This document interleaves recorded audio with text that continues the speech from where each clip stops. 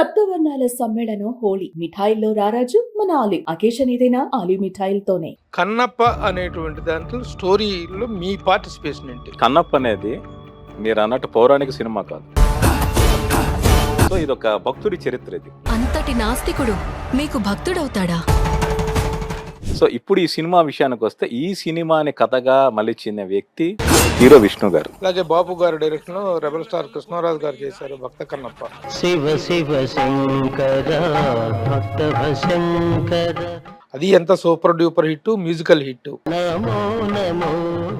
దాంట్లో main highlight of Kannappa అంటే ఏం చెప్తారు మీరు? అంటే అతని పుట్టుక నుంచి అతను శివైక్యం చెందే వరకు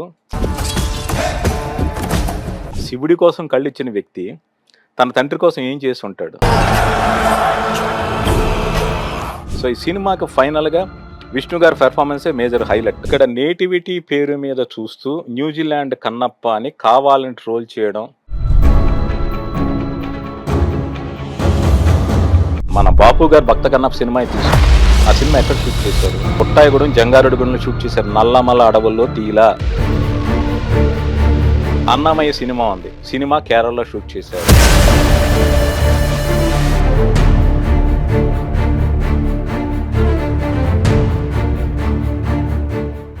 మామూలుగా విష్ణు మాట్లాడినా ఏం చేసినా కూడా ట్రోలింగ్ అనేటువంటిది నడుస్తూ ఉంటుంది. లేదా ఒక మాట ఏదైనా తప్పుగా మనం ఇంకోటి అప్పుడు ట్రోల్ చేశారనుకోండి, సరే ఓకే. ట్రోలింగ్స్ ప్రభావం ఈ సినిమాకి మీద ఎంతవరకు ఉంటాయి? అంటే ఎక్కడికక్కడ ఈ నెగిటివిటీని ఖండించి తీరాలి, వాస్తవాలు ఏంటో చెప్పాలి.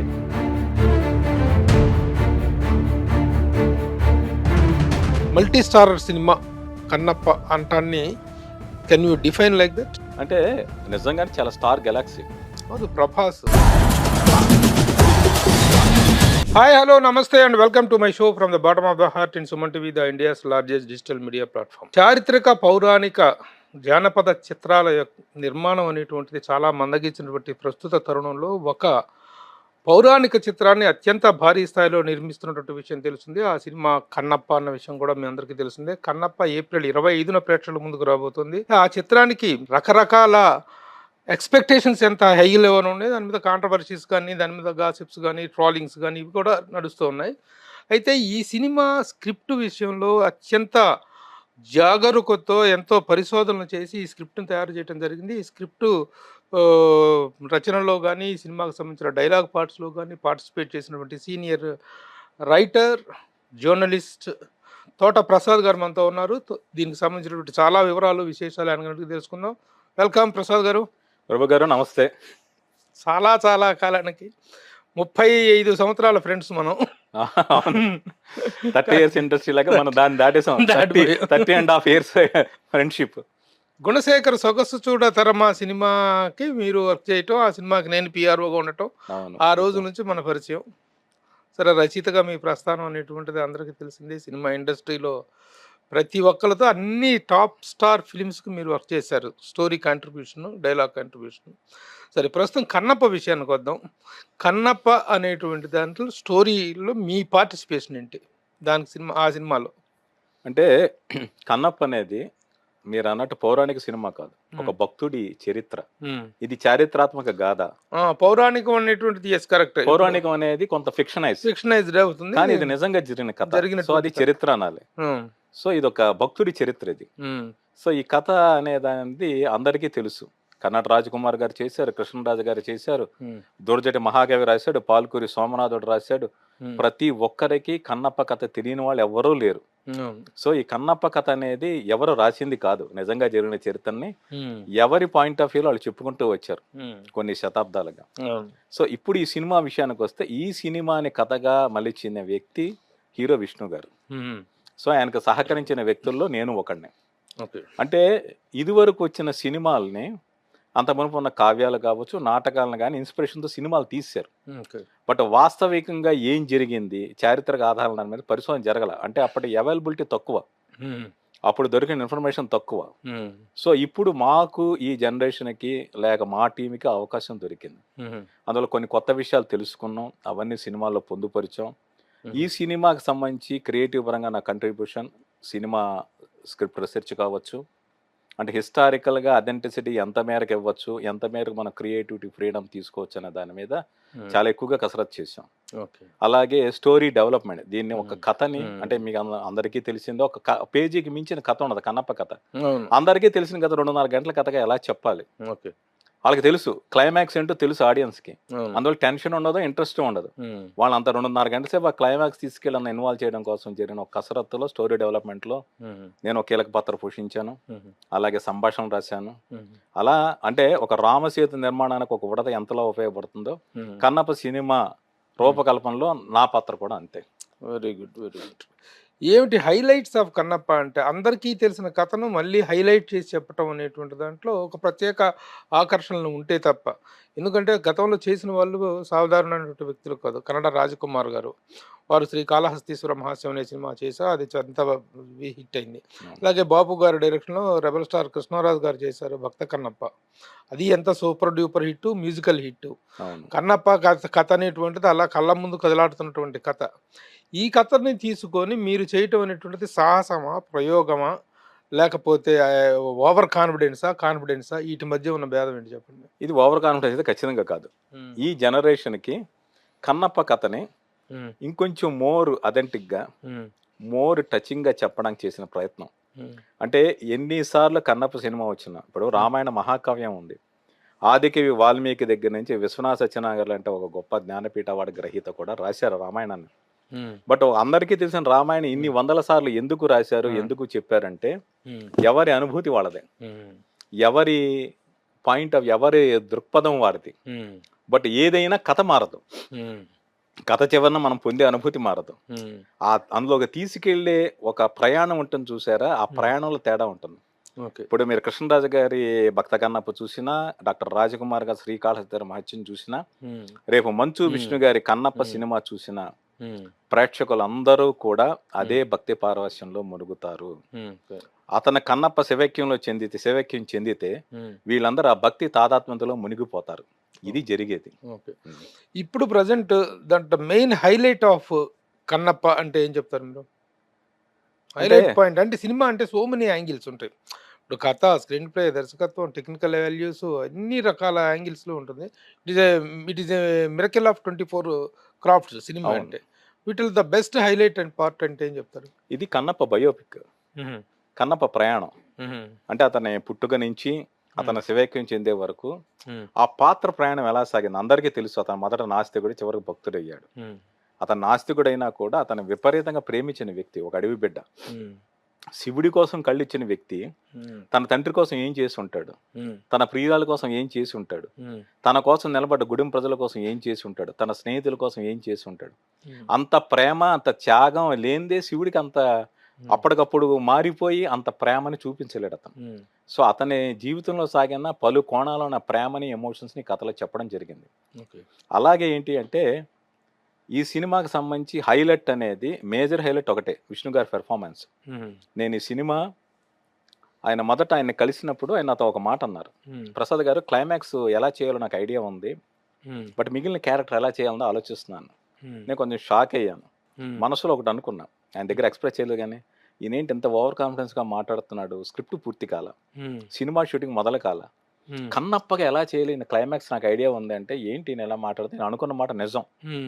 కానీ తర్వాత రషెస్ చూసిన తర్వాత, ఆయన డైలాగ్ డబ్బింగ్ అయిన తర్వాత, ఇప్పుడు మొన్న రికార్డింగ్తో చూసే సినిమా, నాకు చూసిన ప్రతిసారి కళ్ళం నీళ్ళు వచ్చాయి. అంటే ఒక 6 ఏళ్ల నుంచి కన్నప్పతో ఆయన ప్రయాణం సాగిస్తున్నాడు విష్ణు గారు. అందులో లీనమైపోయాడు. కన్నప్ప శివుడి దగ్గర తన ప్రేమను ఎలా వ్యక్తం చేస్తాడు, తన బాధను ఎలా వ్యక్తం చేస్తాడు, తన అమాయకత్వం అనేది మూఢభక్తి కాదు, ముగ్ధ భక్తి కన్నప్పది.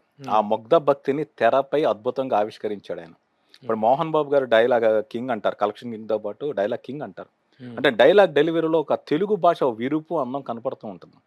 ఇప్పుడు మోహన్ బాబు గారి స్థాయికి విష్ణు గారి డైలాగ్ డెలివరీ అంటే ఆయనకు దొరికిన క్యారెక్టర్స్ బట్టి ఉంటుంది కదా, అవకాశం దొరకలేదు. కానీ ఈ సినిమాలో చాలా ఆర్ద్రతతో ఆయన చెప్పిన సంభాషణలు చాలా గుండెని చెమర్చి చేశాయి. సో ఈ సినిమాకి ఫైనల్గా విష్ణు గారి పెర్ఫార్మెన్సే మేజర్ హైలైట్. మీరు ఎప్పుడు ఎంటర్ అయ్యారు ఈ స్క్రిప్ట్లో కానీ ఈ ప్రాజెక్ట్లో? అంటే విష్ణు గారు ఒక 6 ఏళ్ళ దశలో ఎంటర్ అయ్యారు మీరు? విష్ణు గారు 6 ఏళ్ల క్రితం ఈ సినిమా అనుకున్నారు, కన్నప్ప సినిమా చేద్దాం అనుకున్నా. నేను మీలాగే పేపర్లో అనౌన్స్మెంట్ చూశాను, నేను ఆ సినిమా పనిచేస్తున్న ఆలోచన లేదు. 2022లో ఆయన జిన్నా షూటింగ్లో ఉన్నప్పుడు నాకు ఫోన్ చేశారు విష్ణు గారు. ఆయన ఒక 8 సినిమాలు ప్లాన్ చేశారు. అంతకుముందు ఆయన వర్క్ చేశారా విష్ణు గారితో కానీ, మోహన్ బాబు గారితో కానీ? అంటే మోహన్ బాబు గారితో నాకు జర్నలిస్ట్గా బాగా పరిచయం. మీరు ఎలాగ పరిచయం అంటే మీ అంత సాన్నిధ్యం నాకు లేదు, కానీ మోహన్ బాబు గారు తెలుసు, ఆయన కలిశాను, ఇంటర్వ్యూలు చేశాను, ఇవన్నీ జరిగాయి. బట్ ఆయనతో సినిమాలకి ఎప్పుడు కలిసి పనిచేసే అవకాశం దొరకల. విష్ణు గారితో ఇంకా రిలీజ్ కాని మూమెంట్లో ఒక ప్రపోజల్తో వెళ్ళాం, నేను నా ఫ్రెండ్ డైరెక్టర్ యోగేష్ కేఎంసీ అని. బట్ ఆ ప్రాజెక్ట్ మెటీరియలైజ్ కాల. అప్పుడు కొద్దిపాటి పరిచయం విష్ణు గారితో. తర్వాత ఏంటంటే నేను ఆయన కథ చెప్పాను మధ్యలో ఒకసారి ప్రయత్నించా, కానీ మధ్యలో ఎవరో మేనేజ్ ద్వారా అప్రోచ్ అయినా వాళ్ళు ఎవరో రెస్పాండ్ అవ్వాలి.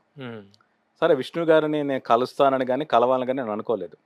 2022లో ఆయన జిన్నా షూటింగ్లో ఉన్నప్పుడు తిరుపతి నుంచి ఆయన ఫోన్ చేశారు, ప్రసాద్ గారు నేను ఒక 8 సినిమాలు ప్లాన్ చేశాను, అవి ఏంటంటే ఒక ఇంటర్నేషనల్ స్టాండర్డ్స్లో ఒక యూనివర్స్ క్రియేట్ చేస్తున్నాను, ఫ్యాంటసీ, ఒక పీరియాడికల్, మిత్ టచ్ ఉన్న సినిమాలు 8 ఒక యూనివర్స్, ఒక సీక్వెన్స్లో వస్తాయి. దానికి ఎవరు రైటర్ అనుకుంటే ఎవరిని అడిగినా మీ పేరు చెప్తున్నారు. అంటే తెలుగులో ఇలాంటి సబ్జెక్ట్స్ మీద ఇంట్రెస్ట్ ఉన్న వ్యక్తి, గ్రిప్ ఉన్న వ్యక్తి తోటప్రసాద్ అని చెప్తున్నారు. సో మనం కలిసి పనిచేద్దాం అన్నారు. బట్ మధ్యలో ఒకసారి కలిసి జిన్నా సినిమా రిలీజ్ అయినా ఒక 2 వారాల తర్వాత పిలిపించారు, నాకు ఆ ప్రాజెక్ట్స్ అప్పగించారు. అప్పగించిన తర్వాత నేను ఆ ప్రాజెక్ట్ వర్క్లో ఉన్నాను. ఈలో కన్నప్ప సినిమా వర్క్ జరుగుతుంది ప్యారలర్గా. ఒక పాపులర్ రైటర్ ఈ సినిమాకి డైలాగ్స్ రాస్తున్నారు అప్పటికే. But all of a sudden ఆయన ఒక రోజు నేను మధ్యలో ఆయనతో మాట్లాడుతున్నప్పుడు కన్నప్ప గురించి నాకు తెలిసిన విశేషాలని ఆయనతో షేర్ చేసుకున్నాను. అందరికీ తెలిసింది ఏంటంటే, ఇప్పుడు సినిమాలు అందరికీ తెలుసు, అలాగే దూర్జటి మహాకవి రాసిన శ్రీకాళహస్తి మహత్యం గురించి తెలుసు. అంతకుముందు తెలంగాణకు చెందిన పాల్కూరి సోమనాథుడు అని ఆయన బసవ పురాణంలో ఉడుమూరు కన్నప్పని కథ రాశాడు ఈయన గురించి. సో దానికన్నా ముందు ఆది శంకరాచార్యులు 7వ శతాబ్దంలో ఆయన మొత్తం దేశమంతటా పర్యటిస్తూ శ్రీశైలం మల్లికార్జును సందర్శించాడు.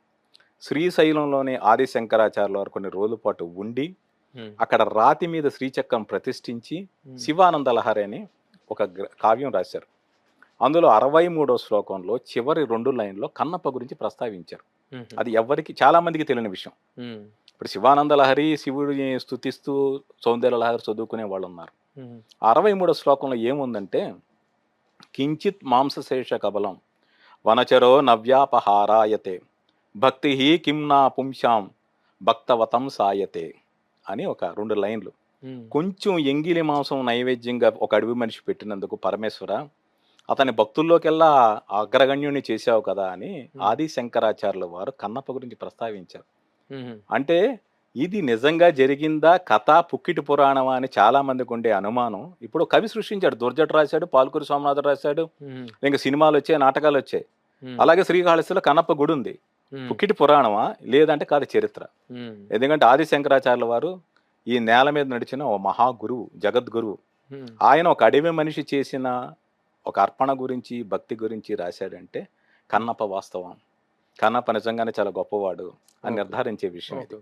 ఇప్పుడు మామూలుగా కన్నప్ప గురించినటువంటి ప్రాచుర్యాల్లో ఉన్నటువంటి కథనాలు ఏవైతే ఉన్నాయో, మన చూసిన భక్త కన్నప్పలో కానీ కాళహస్తిలో, దానికంటే అడిషనల్గా మీరు రీసెర్చ్ చేసి సమకూర్చినటువంటి అదనపు సమాచారం కానీ, అదనపు అంశాలు కానీ ఏంటి? అంటే ఇప్పుడు ఒక విషయం చెప్తాను. కన్నప్ప అనే వ్యక్తి అంటే కొంతమంది క్రీస్తు పూర్వం జీవించాడు కొంతమంది అంటుంటారు, కొంతమంది అతను 2-3 శతాబ్దాల మధ్య జీవించాడు అంటారు. మనకి ఎలాగ ఆధారాలంటే శాసనాలు ఉండాలి. రాజుల గురించి శాసనాలు తప్ప అడవి బిడ్డల గురించి, కోయ జాతి గురించి, అడవిలో నివసించే ప్రజల గురించి ఆ రోజు శాసనాలు ఉండవు, ఈ రోజు చరిత్ర రికార్డు చేయదు. సో అటువంటిప్పుడు ఏ విధంగా ఆయన ఏ కాలంలో జీవించాలని మనం తెలుసుకుంటాం. మనకు దొరికేది పురాణాలు, కావ్యాలు. 5వ శతాబ్దం ముందు తెలుగు భాష ఉందో లేదో మనకు తెలియదు. కడప జిల్లాలో ఎర్రగుడిపాడు శాసనం అంటూ దొరికింది, 5వ శతాబ్దానికి చెందింది. అది కూడా ఒక 1-2 ఏళ్ల క్రితమే తెలిసింది. అది మొట్టమొదటిసారి తెలుగు భాషలో వచ్చిన శాసనం అది. అంటే అంతకుముందు తెలుగు భాష ఉందో లేదో 7వ శతాబ్దంలో ఆదిశంకరాచార్యుల వారు తెలిసింది. సో అంత మునుపు జీవించిన వ్యక్తి, అంటే 2-3 శతాబ్దాల మీద జీవించిన వ్యక్తి. ఎందుకు అంటున్నామంటే, తమిళంలో సంగమ సాహిత్యం అని ఉంటుంది. వాళ్ళందరూ సంగమ సాహిత్యంలో కన్నప్ప గురించి ప్రస్తావించారు. పెరిగి పురాణంలో 63 మంది నయనారుల్లో కన్నప్ప నయనారు ఒకడు, ఆయన నేత్ర నయనారు అని కూడా అంటారు. సో ఈ కావ్యాలను బట్టి ఆయన గురించి మనం తెలుసుకున్నాం. ఇంకొకటి ఏంటి అంటే, ప్రతి కవి కూడా దాన్ని కల్పన జోడిస్తాడు. ఇప్పుడు పాల్కూరి సోమనాథ ఉడుమూరు కన్నప్పలో కన్నప్ప కథ ఉంటుంది. అతను ఒక వేటగాడు, వాయులింగం దర్శనం చేసుకున్నాడు, భక్తితో పరవశించిపోయాడు, ఎంగిలి మాంసం నైవేద్యం పెట్టాడు, చివరికి తన కళ్ళు అర్పించాడు. కానీ దోర్జటి ఒక కావ్య లక్షణాలు ఎలా ఉండాలంటే 16వ శతాబ్దం చెందేటప్పటికి ఇతని పూర్వ జన్మ అర్జునుడు అని రాశాడు. ఇది అర్జునుడు మళ్ళీ కన్నప్పగా జన్మించాడని అందరూ నమ్ముతారు. ఇది దోర్జటి సృష్టి. దీనికి చారిత్రక ఆధారాలు లేవు, బట్ మనం అందరం నమ్ముతాం. ఎందుకంటే కన్నడ ఒక మహా విలుకాడు, మహా వేటగాడు. అందులో ఖచ్చితంగా నా అర్జునుడి అంశాన్ని నమ్ముతాం. ఇంకొకటి ఏంటంటే, ఇంకొక కొత్త విషయం చెప్పేది, ఇప్పుడు కోయ వాళ్ళ గురించి మన సెంట్రల్ గవర్నమెంట్ ప్రకటించిన ఒక ఏమంటారు సమాచారంలో, నేను కోయల వాళ్ళ గురించి చాలా పుస్తకాలు చదివా.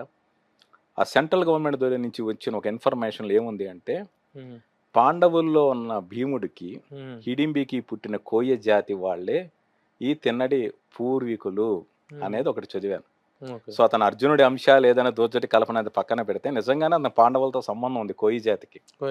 సో కోయిల మూలం పాండవులకు సంబంధించింది అనేది కొత్తగా తెలుసుకున్న విషయం. ఇది ఆడియన్స్ కి కథపరంగా ఉపయోగించేది లేకపోవచ్చు, బట్ అథెంటిసిటీ యాడ్ చేసుకోవడానికి ఉపయోగపడుతూ ఉంటుంది. ఓకే, ఇప్పుడు తనికెళ్ళ భరణి గారు ఇచ్చినటువంటి స్క్రిప్ట్ ఏంటి, దాని పాత్ర ఎంతవరకు ఉంది, మీ అందరి కాంట్రిబ్యూషన్ ఏంటి, దాని తాలూకు మూలం ఎంతవరకు ఉంచారు, ఒరిజినల్ లైఫ్ ఉందా లేదా దాన్ని పూర్తిగా మార్చేశారు? అంటే ఇప్పుడు మీకు చెప్పినట్టు కన్నప్ప కథ అనేది నిజంగా జరిగింది. ఇప్పుడు తనికెళ్ళ భరణి గారు రాసిన, ఇంకోళ్ళు రాసిన, మేము రాసిన, ఎవరు రాసిన, దూర్జటి రాసిన కావ్యాన్ని బట్టే అందరూ రాసుకున్న స్క్రిప్ట్లు. తనికెళ్ళ భరణి గారు నాకు తెలిసింది కొన్నేళ్ల క్రితం ఆయన ఈ ప్రపోజల్తో విష్ణు గారిని కలిశారు, మోహన్ బాబుని కలిశారు. బట్ ఆయన చెప్పిన తర్వాత విష్ణు గారికి ఆయన మనసులో మెదిలిన కన్నప్ప వేరు, ఆ విజువల్ స్పాన్ వేరు. అంటే చాలా మంది ఏంటంటే భక్తి అనుకుంటే, ఇప్పుడు మన శివుడికి ఏ దేవుడికైనా మన శక్తి మేర కొద్దీ నైవేద్యాలు పెట్టుకుంటాం, పూజలు చేయించుకుంటాం, అర్చనలు చేయించుకుంటాం. అంత మాత్రం ధర్మాన్ని కాపాడుకోలేము మనం. ధర్మాన్ని ఎప్పుడు కాపాడుకోవాలంటే ఈ ధర్మాన్ని ధ్వంసం చేయడానికి వచ్చిన వాళ్ళతో పోరాడగలిగినప్పుడు మనం ధర్మరక్షణ చేయగలిగిన వాళ్ళం. మనం తిరుమలకి వెళ్ళినామా, ₹1 విరాళం ఇచ్చామా, అక్కడ పొర్లు దండాలు పెట్టామా, సేవ అక్కడ ఉన్న భక్తులకు మనం ఏదైనా సేవ చేసామా అది ముఖ్యం కాదు. ధర్మానికి ఏదైనా హాని జరగకపోతే మన ఎదురొడ్డి నిలబడగలిగామా లేదా అనేది ముఖ్యం. అది మన జాతిలో కొరబడింది. ఒక 7వ శతాబ్దం నుంచి విదేశీయులు మన మీద దండయాత్రకు వచ్చినప్పుడు జరిగిన విధ్వంసాలు ఇవే. కన్నప్ప అలాంటి యోధుడు అయితే, అంటే నిజంగానే జరిగాయి. అంటే 10వ శతాబ్దంలో ఈ పంచభూత లింగాల గురించి కంబోడియాకు చెందిన కొందరు హైందవ రాజులు వచ్చి ప్రయత్నించారు. ఇది చాలా మందికి తెలియని విషయం. నేను వాటి గురించి చదివినప్పుడు తెలుసుకున్న సమాచారం. అంటే ఇక్కడ ఇండియాలో ఉన్న అపురూపమైన శివలింగాలన్నీ అక్కడ తరలించి తీసుకుపోయారు. 8వ శతాబ్దానికి చెందిన ఒక ఇంద్రలింగం ఇప్పుడు కంబోడియాలో ఉంది. అంటే ఇంద్రుడు ప్రతిష్ఠించిందా, ఇంద్రుడి పేరు మీద ప్రదర్శించిన లింగమో మనకు తెలియదు. 5వ శతాబ్దం నుంచి కంబోడియాకి మన ఇండియాకి మధ్య వ్యాపార లావాదేవీలు జరిగాయి. చెన్నై కేంద్రంగా. చెన్నైకి అప్పుడు పేరు వేరే. అంటే ఉదాహరణకి చెప్తున్నా, చెన్నైని పరిపాలించిన వాడు అప్పుడు బప్పస్వామి అని ఒక అతను. ఆ బప్పస్వామి పేరు ఈ కథలో మేము క్యారెక్టర్కి పెట్టాం. అంటే ఇలా మేము తెలుసుకోవడంలో ఉపయోగం ఉన్న సమాచారం. సో ఆ 10వ శతాబ్దం వాళ్ళు కన్నప్ప కాలంలో వాళ్ళు ఈ వాయులింగాన్ని ఎత్తుకెళ్ళడానికి వస్తే, ధ్వంసం చేయడానికి వస్తే కన్నప్ప అనే వ్యక్తి ఎలా పోరాడతాడు? సరే, తనికెళ్ళ భరణి గారి స్క్రిప్ట్ నుంచి మీరు ఎంతవరకు డీవియేట్ అయ్యారు, ఎంత తీసుకున్నారు? అసలు కన్నప్ప తనికెళ్ళ భరణి నుంచి ఏమీ తీసుకున్నది లేదు. ఒక సీను గానీ ఒక డైలాగ్ గానీ ఆయన స్క్రిప్ట్ నుంచి తీసుకున్నది లేదు. ఇది వాస్తవం. కన్నప్ప కథ అందరికీ తెలిసిందే. కన్నప్ప వేటగాడుగా వస్తుంది అంతే తప్ప దాన్ని ఆయన తను రాసుకున్న వెర్షన్ తో ఆయన విష్ణు గారిని అప్రోచ్ చేశారు. విష్ణు గారు వేరేలా ఆలోచించారు. కన్నప్ప కథ అందరికీ తెలిసిందే. ఎవరు రాసినా, దొరజటి గారు రాసినా, తనికెళ్ళ భరణి గారు రాసినా, నేను మీరు రాసినా అదే కథ. కన్నప్ప ఒక అడవి. కానీ బయట జరుగుతున్న మామూలుగా కన్నప్ప తనికెళ్ళ భరణి గారు ఇచ్చిన స్క్రిప్ట్ ద్వారానే అంటే ఆ థాట్ ని జనరేట్ చేశారు అంతే. ఇప్పుడు మీరు ఒకటి షేర్ చేసుకున్నారు, సో దాని మీద కన్నప్ప ఆయన వేరేలా ఆలోచించారు అంతే, అంతకుమించి. తనికెళ్ళ భరణి గారు స్క్రిప్ట్ తీసుకుని ఆయనకు అన్యాయం జరిగింది లేక ఇలాంటి విషయం లేదు. అంటే ఇంకొకటి చెప్తాను నేను, తనికెళ్ళ భరణి గారికి మొత్తం ఆ స్క్రిప్ట్ అయిపోయిన తర్వాత ఆయన కూర్చోబెట్టుకుని, అంటే మోహన్ బాబు గారు, మన పరుచూరి గోపాలకృష్ణ గారు, వీళ్ళందరి సమక్షంలో మా టీం ఆయన కథ మొత్తం చెప్పాం. ఆయన విని చాలా బాగా చేశారు. అంటే ముఖ్యంగా బయట ఏదైతే ఇప్పుడు టీజర్ లో ఒక వార్ ఉందో, ఆ వార్ గురించి జరిగిన దాని ముందు వెనకాల చేర్చిన అంశాలన్నింటినీ ఆయన ప్రత్యేకించి అభినందించారు. అయితే ఇప్పుడు మనకి ఏ సినిమా తీసుకున్నా నేటివిటీ అనేటువంటిది చాలా ఇంపార్టెంట్. ఆయన కథా కాలం కానీ, కథా స్థలం కానీ, date and the place are important. ఆ పాయింట్ ఆఫ్ వ్యూలో చూసుకుంటే కథాకాలం అనేటువంటిది ఇతని ఈ చారిత్రాత్మక చిత్రం కాబట్టి 2వ శతాబ్దం వాడు అంటున్నారు మీరు. అయి ఉండొచ్చు, అయి ఎక్కువ శాతం ఉండొచ్చు. అయి ఉండే అవకాశం, ఆ, 2-3 శాతాల మంది జీవించిన వ్యక్తి. మీకు దొరికినటువంటి ఆధారాల మేరకు 2వ శతాబ్దానికి చెందినవాడు అంటున్నారు. అదే సేమ్ స్థలం వస్తే కాళహస్తి అదే శ్రీకాళహస్తి గుడి, గుడి, అక్కడ ఉన్న ఆ కాళహస్తి పరిసర ప్రాంతాలు ఇంకా గుడి కూడా కట్టలేదు అప్పటికి. కట్టలేదు. 5వ శతాబ్దంలోనే ఈ వాయులింగాన్ని గుడి కట్టడం జరిగింది. అందుకని అదే జరిగింది. మరి దీనికును ఈ టైం పీరియడ్‌లోకును అట్లా నేటివిటీ పాయింట్ ఆఫ్ వ్యూ తీసుకుంటే ఈ సినిమా న్యూజిలాండ్‌లో చేయటం అనేటువంటిది న్యూజిలాండ్ బ్యాక్‌డ్రాప్‌లో చేశారు. ఆ నేటివిటీ అనేటువంటిది ఎలా సింక్ అవుతుంది? దాన్ని ఓన్ చేసుకునే అవకాశం ఉందా? అది ఎంతవరకు సినిమాకు ప్లస్ అవుతుంది? ఎంతవరకు మైనస్ అవుతుంది? అంటే నన్ను క్షమించాలి, ఇక్కడ నేటివిటీ పేరు మీద చూస్తూ న్యూజిలాండ్ కన్నప్ప అని కావాలని ట్రోల్ చేయడం, కావాలని సినిమా మీద నెగిటివ్ పబ్లిసిటీ చేయడం అనేది చాలా ఎక్కువగా జరుగుతుంది. అంటే సినిమా షూటింగ్ అనేది కంఫర్ట్ మేరకు చేసే ప్రక్రియ. అంత మునుపు దాదాపు తెలుగు సినిమా పుట్టి 1932 నుంచి ఇప్పటి వరకు లెక్కేసుకుంటే అదొక 68-25 లెక్కేసుకుంటే దాదాపు 80 ఏళ్ల పైన ప్రయాణం. ప్రతి సినిమా కూడా షూటింగ్ కంఫర్ట్ మేరకే చేస్తారు లొకేషన్ అనేది. అదే తప్ప అథెంటిసిటీ కోసం అక్కడే చెయ్యాలి అనేది కొన్నిసార్లు జరగని పని. నేను ఇంకొకటి చెప్తాను, దీనికి కారణం ఏంటంటే 2వ శతాబ్దంలో ప్రకృతి ఎలా ఉంటుంది, ఒక ప్రకృతి సౌందర్యం కనిపించాలి అంటే ఆడియన్స్ ఇవాళ సినిమాలు ఇన్వాల్వ్ అంటే బ్యాక్డ్రాప్ చాలా ముఖ్యం. సో అటువంటి ఒక న్యాచురల్ బ్యూటీ చూపించడం కోసం న్యూజిలాండ్ లొకేషన్ ఎంచుకున్నారు. ఇది ఫస్ట్ పాయింట్. రెండో పాయింట్ ఏంటి అంటే ప్రాక్టికల్గా ఆలోచిస్తే ఇప్పుడు ఈ 2 సినిమా ఒక అడవి, నల్లమల అడవుల్లో అంటే వికారాబాద్ ఫారెస్ట్లో కావచ్చు, తలకోన ఫారెస్ట్లో కావచ్చు సినిమా చేయొచ్చు, చేయకూడదని ఎవరు అనరు. కానీ మీరు ఆలోచించండి, స్టార్ కాస్టింగ్ మోహన్ బాబు గారు, విష్ణు గారు, ప్రభాస్ గారు, మోహన్ లాల్ గారు, అటు ముఖేష్ ఋషి గారు, లేక దేవరాజు గారు, సంపత్ గారు, మధుబాల గారు, ప్రీతి ముకుందన్ గారు, బ్రహ్మానందం గారు, సప్తగిరి గారు, రఘుబాబు గారు, బ్రహ్మాజీ గారు, అదుర్శ్రావు గారు, ఇలాంటి ఆర్టిస్టులు ఒక 50 మంది, యూనిట్ 400 మంది ఇల్లు తలకోనలో షూట్ చేస్తే జనం ఎలా వస్తారు? వాళ్ళ పని వాళ్ళు చేసుకొని ఇస్తారా? ఇది జరిగే పనేనా? ఇది ఫస్ట్ పాయింట్. లేదు, ఒక స్టూడియోలో గ్రీన్ మ్యాట్, బ్లూ మ్యాట్ వేసి చేస్తే ప్రతి ఫ్రేమ్ కి ఎంత మేర ఖర్చు అవుతుందో బయట జనాన్ని తెలియపోవచ్చు, ఇండస్ట్రీ వాళ్ళు తెలియచ్చు. తర్వాత చేసిన తర్వాత అంత అవుట్పుట్ వస్తుందో లేదో కూడా తెలియదు. ఇన్ని 100 కోట్లు ఖర్చు పెట్టినా ఏదో అడవిలో తీసారా అంటారు తప్పితే అబ్బా సీజీలో బాగా చేశాను అనరు. సో ఒక షూటింగ్ కంఫర్ట్ కోసం, ఒక న్యాచురల్ బ్యూటీని చూపించడం కోసం న్యూజిలాండ్ లొకేషన్ ఎంచుకున్నారు విష్ణు గారు. నాకు తెలిసి ఆయన సినిమా రిలీజ్ ముందు న్యూజిలాండ్లో మేము చేసామని చెప్పడం వల్ల ఇంత ట్రోలింగ్ జరుగుతుందని నా ఉద్దేశం. లేకపోతే మీరు సినిమా చూస్తే ఏమనుకుంటారు, నేను సినిమా చూసా, మీకు ఎక్కడో ఒక ఓపెన్ హిల్స్ వచ్చినప్పుడు, ఒక లేక్ వచ్చినప్పుడు మన ఇండియన్ వాటర్కి అక్కడ వాటర్కి తేడా అంటే చాలా క్లియర్గా కనబడుతూ ఉంటుంది. మిగిలిన చోట అడవిలాగే ఉంటుంది. అదే చెట్టు, అదే మొత్తం న్యూజిలాండ్ లోనే జరిగిందా లేక కొంత రామోజీ ఫిల్మ్ సిటీలో కూడా జరిగింది. ఇంకోటి షూటింగ్ కంఫర్ట్ విషయానికి కోసం ఈ ప్రశ్నకు నేను ఎక్కువ సమాధానం చెప్తున్నాను, క్షమించండి. ఇప్పుడు మన బాపు గారు భక్త కన్నప్ప సినిమా తీసుకుందాం. ఆ సినిమా ఎక్కడ షూట్ చేశారు? పశ్చిమ గోదావరి జిల్లాలోని బుట్టాయిగూడెం, జంగారెడ్డిగూడెంలో షూట్ చేశారు. నల్లమల అడవుల్లో తీయలా, ఉడుమూరు అడవిలో తీయలా, శ్రీకాళహస్తిలో తీయలా. అన్నమయ్య సినిమా ఉంది, ఆయన కడప, తిరుమల ప్రాంతానికి చెందిన వ్యక్తి, తాళ్లపాక గ్రామంలో పుట్టి పెరిగిన వ్యక్తి. సినిమా కేరళలో షూట్ చేశారు. ఆ రోజు మీడియా ఇంతలా లేదు కాబట్టి ఎవరో దాని గురించి కామెంట్ చేయలే. నిన్నగాక మొన్న వచ్చిన బాలకృష్ణ గారి గౌతమిపుత్ర శాతకర్ణి సినిమా ఉంది. ఆయన కృష్ణానది తీరానున్న అమరావతి నేలిన మహా చక్రవర్తి. ఆయన సామ్రాజ్యం తెలంగాణ, మహారాష్ట్ర వరకు ఉంది. ఆయన జార్జియాలో యుద్ధం చేసి ఎవరు ఎందుకు మాట్లాడలా? జార్జియా శాతకర్ణి ఎందుకు అనలా? సైరా నరసింహారెడ్డి రాయలసీమ వీరుడు, ఆ సినిమాలో కొన్ని సీన్స్ జార్జియాలో చేశారు. ఎందుకు జార్జియా సైరా అని ఎందుకు అనలా? ఇంతకన్నా ముందు అక్బర్ సినిమాలో ఎన్టీ రామారావు గారు చేశారు. ఢిల్లీ కథ అది అందరికీ తెలిసిందే. ఇక్కడ హైదరాబాద్ రోడ్ నెంబర్ 3లో బంజారాస్ లో ఉన్న మసీదులో ఎన్టీఆర్ గారు షూట్ చేశారు. అప్పుడు ఎవరు రాయలా ఇతను హైదరాబాద్ అక్బరా, ఢిల్లీ అక్బరా అని ఎవరు రాయలా. మీడియా ఎక్కువై, డిజిటల్ మీడియా ఎక్కువైపోయి వాళ్ళందరూ చాలా అథెంటిసిటీ ఉండాలని మాట్లాడుతున్న వ్యక్తులు. అందుకని న్యూజిలాండ్ కన్నప్ప అని కావాలని క్రిటిసైజ్ చేస్తున్నారు. మీరు సినిమాగా చూడండి, బ్యూటీ మీకు నచ్చితే, ఆ ప్రకృతి నచ్చితే బాగుందని ఆస్వాదించండి. మీకు ఆ విజువల్ నచ్చలా, కథ నచ్చలా, సినిమా నచ్చలా, అప్పుడు కామెంట్ చేయండి. ఇప్పుడు ఇంకొకటి, మన వచ్చిన RRR సినిమా ఉంది, అసలు హిస్టారికల్ ఫిక్షన్ అది. అల్లూరి సీతారామరాజుకి 22 ఏళ్ల వయసు, అప్పుడు కొమరం భీముకి 8-9 ఏళ్ల వయసు. వాళ్ళిద్దరు ఎలా కలిశారు? ఇతనేమో ఉత్తరప్రదేశ్ అవి తిరిగాడు అల్లూరి సీతారామరాజు. ఇతను కొమరం భీము పారిపోయి గడిపింది బలార్షాలో, అస్సాంలో. మరి వాళ్ళిద్దరు ఎక్కడ కలుసుకున్నారు? అస్సాం అల్లూరి సీతారామరాజు వెళ్ళాడా, ఉత్తరప్రదేశ్ కొమరం భీము వచ్చాడా? అది చారిత్రక కల్పన. ఇంత చరిత్ర గురించి ఇంత వాపోతున్న వాళ్ళు ఎవరు ఎందుకు అప్పుడు అడగల? అంటే నేను ఆ సినిమాలని విమర్శించట్లా. నాకు అందులో అది నటించిన అందరికీ artist ఇది అందరికీ shooting comfort. రేసినటువంటి పాయింట్ అది ఆ రోజున. ఇప్పుడు నాటు పాట ఉంది, ప్రపంచాన్ని ఊపేసింది, ఆస్కార్ అవార్డు వచ్చింది. ఆ పాట ఎక్కడ తీశారు? ఉక్రెయిన్, ఇప్పుడు యుద్ధం జరుగుతున్న ఉక్రెయిన్ లో ఆ జెలెన్స్కీ ప్యాలెస్ ముందు తీశారు. అవును. మరి ఎందుకు ఉక్రెయిన్ ఎప్పుడు వెళ్ళారు కొమరం భీం అడుగుతాను ఎవరైనా అడిగారా?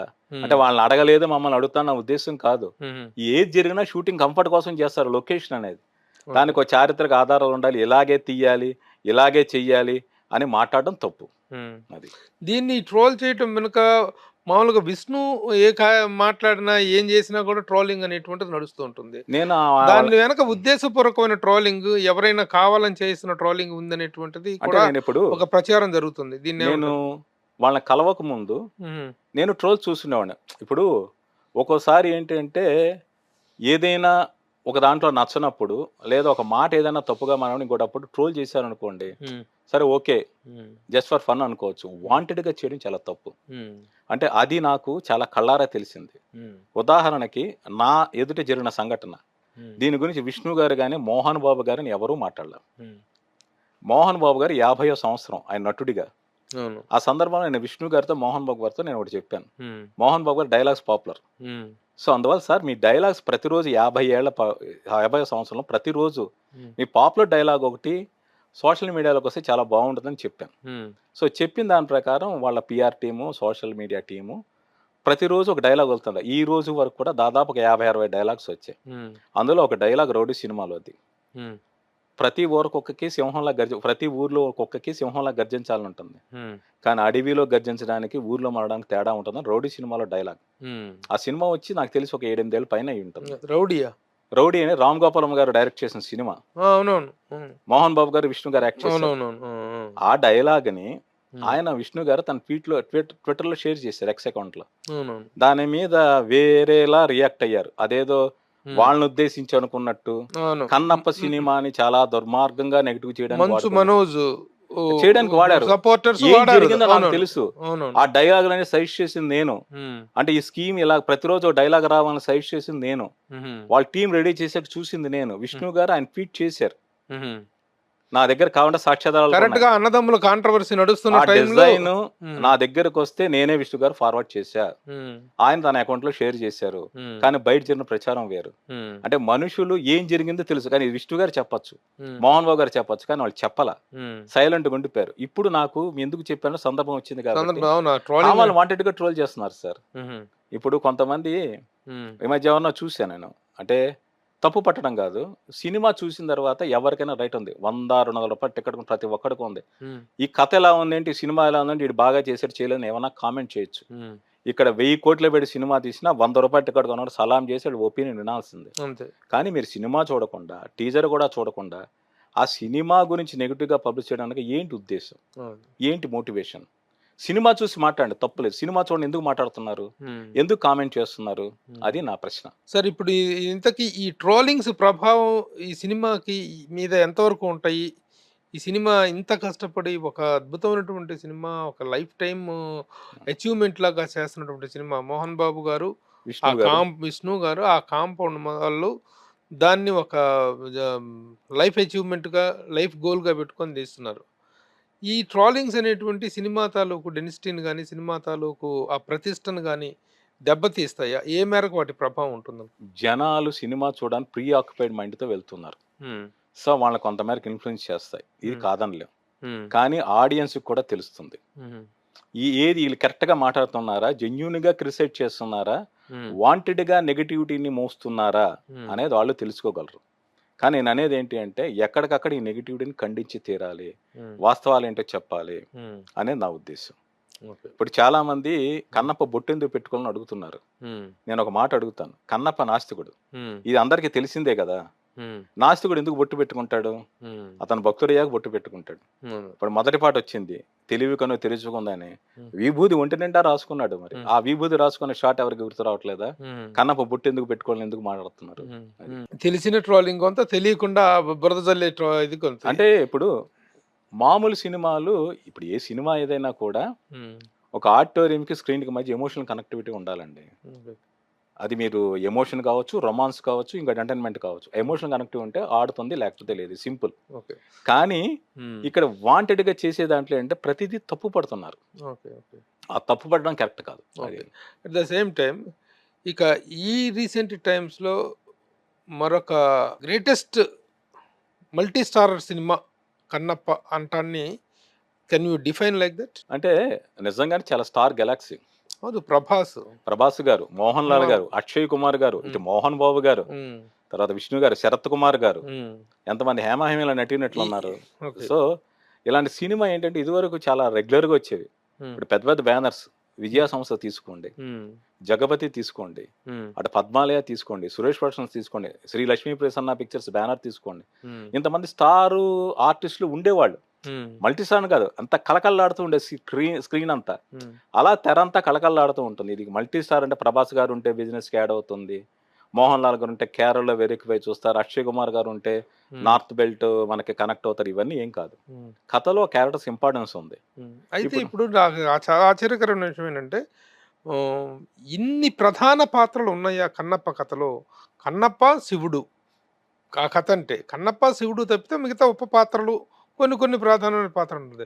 ప్రభాస్ లాంటి ఈ రోజున ఒక గ్లోబల్ స్టార్ అయితే అతను ఇంటర్నేషనల్ స్థాయికి ఎదిగినటువంటి స్టార్, నేషనల్ స్థాయిలో ఉన్నటువంటి స్టార్ అక్షయ్ కుమార్, మోహన్ లాల్, ఇంతమందిని మీరు అకామిడేట్ చేశారా?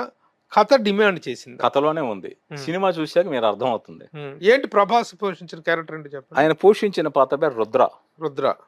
ఆయన ఫస్ట్ లుక్ రిలీజ్ చేసినప్పుడు ఒక క్యాప్షన్ ఇచ్చాం, ప్రళయకాల రుద్రుడు, త్రికాల మార్గదర్శకుడు, శివాజ్ఞా పరిపాలకుడు అని. సో రాజు రుద్ర కింగ్. రుద్ర అంటే ఇప్పుడు మనకి పరమేశ్వరుడికి ఏకాదశి రుద్రుడు అంటారు. 11 మంది రుద్రావతారాలు ఉంటాయి, ఏకాదశి రుద్రుడు. సో రుద్ర అనేది శివాంశే. అంటే శివుడుగా అక్షయ్ కుమార్ చేస్తుండగా ఈయన శివాంశగా చేశాడు, రుద్ర క్యారెక్టర్ చేశారు. అది కాదు నాకు, ఆయన రాజా ఈజ్ లివింగ్ క్యారెక్టరా నాన్ లివింగ్ ఒక గాడ్? ఆయన గాడ్. రుద్రాంశుడు, రుద్ర శివాంశ. శివుడికి ఉన్నటువంటి వీటిలో అంశాల్లో ఒక అంశ అంతే. మోహన్ లాల్ గారు ఆయన ఒక కీలకమైన పాత్ర. ఒక మంచి ఇంట్రెస్టింగ్ ఎపిసోడ్ లో వస్తారు ఆయన. మంచి సీక్వెన్స్, యాక్షన్ సీక్వెన్స్ ఉంటుంది. మంచి హీరోకి విష్ణు గారికి ఆయనకి మంచి మంచి ఇంట్రెస్టింగ్ కాన్వర్సేషన్, పోటాపోటీ కొంటే డైలాగ్స్ అన్ని ఉంటాయి. ఓకే. అట్లాగండా ఇప్పుడు ప్రభాస్ క్యారెక్టర్ ని తీసుకున్నట్లయితే దేవుడుగా వచ్చి ఇది చేసేటువంటి ఇతనికి ఏదైనా ఒక ఉపదేశం ఇవ్వటం కానీ అలాంటిది ఉంటుందా? ఇప్పుడు ప్రభాస్ అనగానే మనం expect lot of action orientation తన మీద. ప్రభాస్ దగ్గర నుంచి ఎక్స్పెక్ట్ చేసే కంటెంట్ ఒకటి ఉంటుంది, మోహన్ గారు దగ్గర నుంచి కంటెంట్ ఉంటుంది, అలాగే మోహన్ బాబు గారు, మోహన్ లాల్ గారు, అవును, వీళ్ళిద్దరి దగ్గర నుంచి ఒక సీనియర్ మోస్ట్ యాక్టర్స్. అంత కంటెంట్ ఏమి ఇచ్చారు బాబు మీరు? నాకు అర్థం కావట్లా ప్రసాద్. మీరు ఏమి అది కాదు, కథని ఎంతవరకు కల్పితం చేశారు, ఎంతవరకు ఫిక్షనైజ్ చేశారు, ఎంతవరకు చూసిన తర్వాత, కన్నప్ప సినిమా చూసిన తర్వాత అంతమంది వచ్చిన డాక్టర్ రాజ్ కుమార్ కావచ్చు, కృష్ణరాజు గారిది కావచ్చు, వీళ్ళేమి కొత్తగా కథని వక్రీకరించలేదు. మీకు తెలిసిన కథ, మీకు తెలిసిన పాత్రలు, మీకు తెలియని అంశాల్లో ఇంకా వేరే డైమెన్షన్స్ లో ఇంకొంచెం ఎక్స్పాండెడ్ అయి ఉంటుంది తప్పితే మీకు తెలిసిందంటే ఇప్పుడు భక్త కన్నప్ప సినిమా బాపు గారిది, కృష్ణరాజు గారిది తీసుకున్నట్లయితే దాంట్లో రావు గోపాలరావు క్యారెక్టర్ ఒకటి ఉంటుంది. అవును, ఆ క్యారెక్టర్ ఉందా దీంట్లో? ఇది ఎవరు పోషించారు దీంట్లో? ఇప్పుడు దేవుడు నాకు పూజారి లేకపోతే ఎట్లా?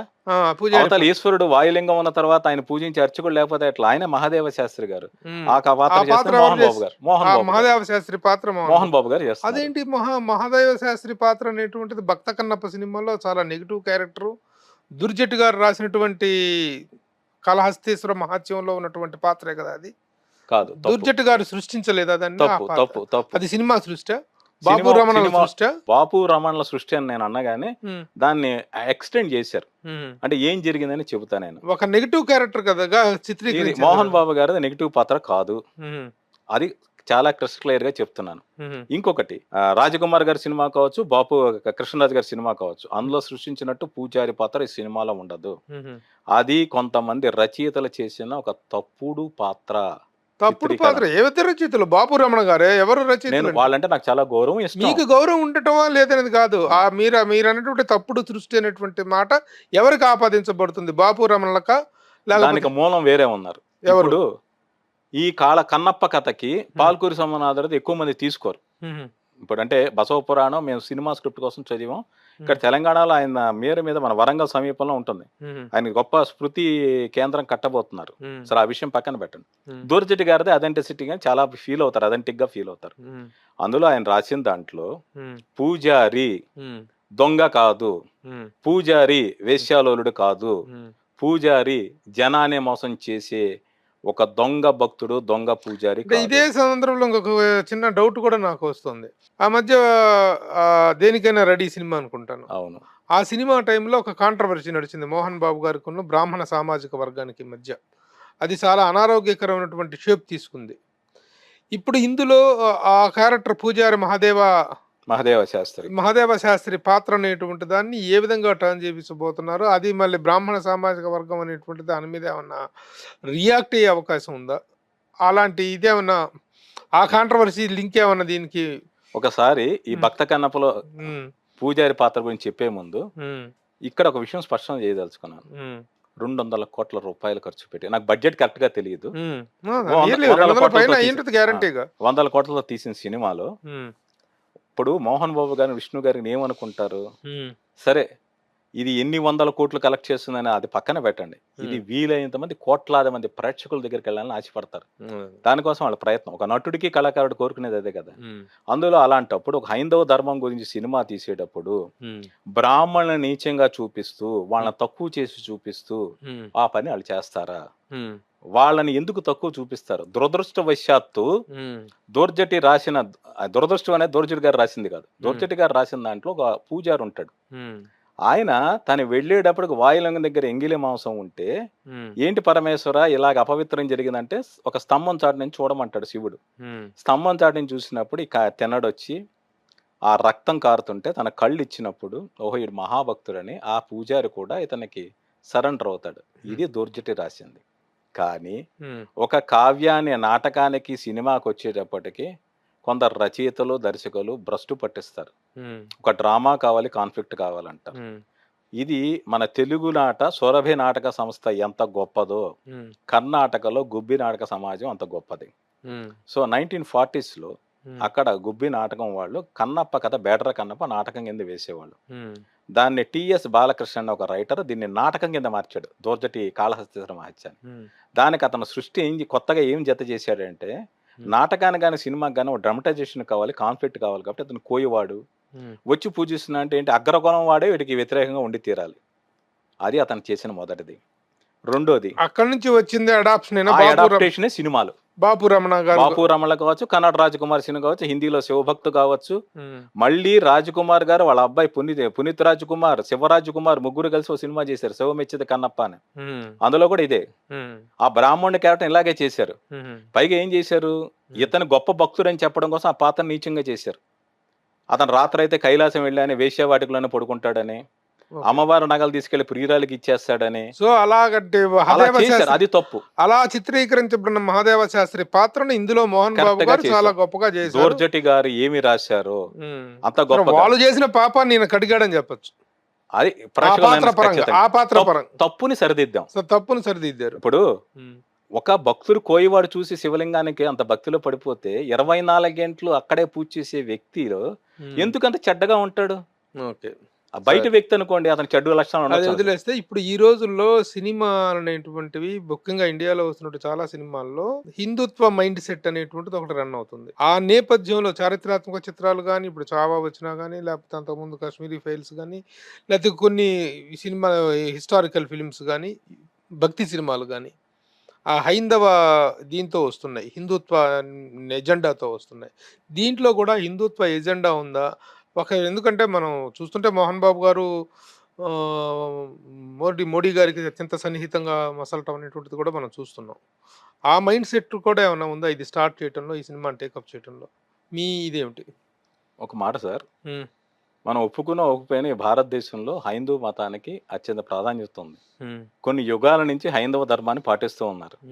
తర్వాత ఎన్టీ రామారావు గారు పౌరాణిక చిత్రాలు తీసినప్పుడు సెంటర్ లో ఏ గవర్నమెంట్ ఉంది, స్టేట్ లో గవర్నమెంట్ ఉంది నాకు గుర్తులేదు. అక్కినేని నాగేశ్వరరావు గారు యాక్ట్ చేసిన విప్రనారాయణ కావచ్చు, భక్త దుకారం కావచ్చు, చక్రధారి కావచ్చు, లేక నాగార్జున గారు నటించిన అన్నమయ్య కావచ్చు, సినిమాలు వచ్చినప్పుడు ఏ ప్రభుత్వం ఉంది? ఒక పార్టీ ఎజెండా కోసం సినిమాలు తీస్తున్నారా? లేదు. మన హైందవ సంస్కృతిలో అది ఉంది. రామాయణం మూకీల్లో తీశారు, టాకీల్లో తీశారు, ఇప్పుడు తీస్తున్నారు. ఒక ప్రభుత్వం ఉంది లేక ప్రభుత్వం లేదు అన్నది కాదు. మన భారతదేశ ప్రజలకు పురాణ ఇతిహాసాలు కావచ్చు, చరిత్ర కావచ్చు, వాళ్ళ ఒక భాగం. కొన్నేళ్ల నుంచి ఆ కథలు చెప్పడం మానేశారు. అంటే నేను ఈ మధ్య ఒక చోట చూశాను, హిందీలో సంతోషి మాత మీద వచ్చిన సినిమా తర్వాత పౌరాణిక సినిమాలు రాలేదట. మళ్ళీ భక్త కన్నప్ప సినిమాయే వస్తుందని చెప్పేసి ఈ సినిమా డైరెక్టర్ ముఖేష్ కుమార్ సింగ్ గారు చెప్పారు. సో ఇది రావడం యాదృచ్ఛికం, బట్ జనం ఇలాంటి సినిమాల కోసం ఎదురు చూస్తున్నారు. ఒక జనరేషన్ అంటే ఒకటి ఏంటంటే ఈ పరంపర అనేటువంటిది కొంచెం ఎక్కువగా వస్తుంది. వీటికి బీజేపీను హిందూ సంస్థల యొక్క మద్దతు ఎక్కువగా ఉంటుంది కాబట్టి అంటే అలాంటి ఇదిలో తీసుకున్నారనేటువంటి ఒక అభిప్రాయం ఉంది. అది అభిప్రాయం కావచ్చు, అపోహ కావచ్చు.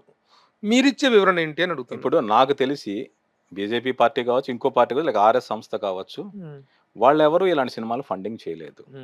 ఇలాంటి సినిమాలు ప్రేక్షకులు ఆదరిస్తున్నారు, అందుకోసం సినిమాలు వస్తున్నాయి తప్పితే. ఇంకొకటి, సినిమా అనేది వ్యాపారం. మార్కెట్లో ఏంటి అంటే జనాలు ఏది ఆదరిస్తున్నారో అలాంటి సినిమాలు ఇవ్వడానికి ప్రయత్నిస్తారు. ఒక దశలో గ్యాంగ్స్టర్ సినిమాలు వచ్చాయి, ఒక దశలో ఫ్యాక్షన్ సినిమాలు వచ్చాయి. అంటే ఫ్యాక్షనిస్ట్ ఫైనాన్స్ చేసాడా, మాఫియా డాన్సులు ఫైనాన్స్ చేశారా? కాదు. ఇప్పుడు హైందవ ధర్మం గురించి వచ్చినంత మాత్రాన, లేక మన చరిత్ర గురించి చెప్పినంత మాత్రాన ఒక పార్టీ ఎజెండా అని మాట్లాడడం చాలా చాలా తప్పు. ఎజెండాని ఒక అపవాదుగా ఆపాదిష్టం లేదు, ఇది అపోహే. నేను ఒక అపవాదుగా ఆపాదిష్టం లేదు. ఆ సాన్నిహిత్యము, ఆ సపోర్ట్ ఇచ్చేటువంటి ధైర్యంతో కూడా చేసి ఉండొచ్చు కదా అనేటువంటిదే తప్ప కాబట్టి బీజేపీ తోటో హిందూ సంస్థలతో కుమ్మక్కై చేశారనే మాట నేను అంటున్నాను. వాళ్ళ యొక్క నైతిక మద్దతు, వాళ్ళ తాలూకు ఒక మైండ్ సెట్ ని టేక్ ఓన్ చేసుకునేటువంటి మైండ్ సెట్ అనేది ప్రశ్న కాదు. ఇది మామూలుగా సినిమాగా చేస్తున్నారు. పార్టీలు సినిమా ప్రేక్షకులు ఇలాంటి కథ చెప్పాలని ఉంది. ఇలాంటి కథలు వచ్చి చాలా కాలం అయింది. ప్రేక్షకులు, ఈ జనరేషన్ ఆడియన్స్ వాటి కోసం ఎదురు చూస్తున్నారు. ఇప్పుడు ఆ మధ్యకాలంలో వచ్చిన మన తెలుగు సినిమా హనుమాన్ సినిమా అటు హిందీలో చాలా కుమ్మేసింది. కాంతారా సినిమా 16 కోట్లతో తీసి 400 కోట్ల పైన కలెక్ట్ చేసింది. నిన్నగాక మన వచ్చిన చావా సినిమా భారతదేశం అంతా ఉర్రూతలోగిస్తుంది. ఎందుకంటే అలా చరిత్ర తెలుసుకోవడానికి ప్రేక్షకులు ఎదురు చూస్తున్నారు. కన్నప్ప సినిమా కూడా ఆ కోవకి చెందింది. ఇప్పుడు మోహన్ బాబు గారు. కానీ ఆశ్చర్యకరమైన విషయం ఏంటంటే, బాధాకరమైన విషయం ఏంటంటే, చావా సినిమా అనేటువంటిది కూడాను హిందూ దేవాలయాల మీద, హైందవ ధర్మం మీద, వీటి మీద జరిగినటువంటి దాడులు, అరాచకాల మీద తీసినటువంటి సినిమానే. అలాగే మన తెలుగులో ఈ సినిమా వచ్చింది రజాకార్. అవును. మరి ఎందుకు రజాకార్ సినిమా కూడా అదే, రజాకార్ల మూవ్మెంట్ అనేటువంటిది ఏ స్థాయి అరాచకమో అందరికీ తెలిసినటువంటిది. కానీ ఎందుకు ఆ సినిమా ఆశించంత క్లిక్ అవ్వలేదు? అంటే నేను ఇంకా రజాకార్ల సినిమా చూడలేదండి. బట్ నేను ఒక విషయం చెప్తాను. అంటే నాకు అంత తీవ్ర స్థాయిలో తెలంగాణ సాయుధ పోరాటం నాకు బాగా తెలుసు. వాటి మీద చదువుకున్నాను, పరిశోధించాను, వాటి మీద స్క్రిప్ట్లు కూడా చేశాను నేను. సో అందువల్ల నేను అనేది ఏంటి అంటే, చావా వెళ్ళడానికి, రజాకార్ల సినిమా వెళ్ళబడడానికి కారణం ప్రధానమైంది స్టార్స్. ఒక విక్కీ కౌశల్, రష్మిక మందన, అక్షయ్ ఖన్నా అనుకుంటా వరుణ్ దేవ్ చేసింది. ఇలాంటి స్టార్ కాస్ట్ ఉండడం వల్ల అందరికి రీచ్ అయింది. రజాకార్ల సినిమాలో కూడా స్టార్ కాస్ట్ ఉంటే ఆడియన్స్ కి రీచ్ అయ్యాయి. చాలా బాగా తీసాడు, చాలా కష్టపడి తీసాడు.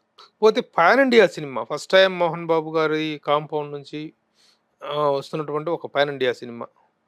తెలుగు, తమిళ, మలయాళ, కన్నడ, హిందీ, ఇంగ్లీష్ కూడా అనుకుంటా. English, Telugu, I mean Indian version release అయిన తర్వాత ఇంగ్లీష్ లో కూడా రిలీజ్ ప్లాన్ చేస్తున్నారు.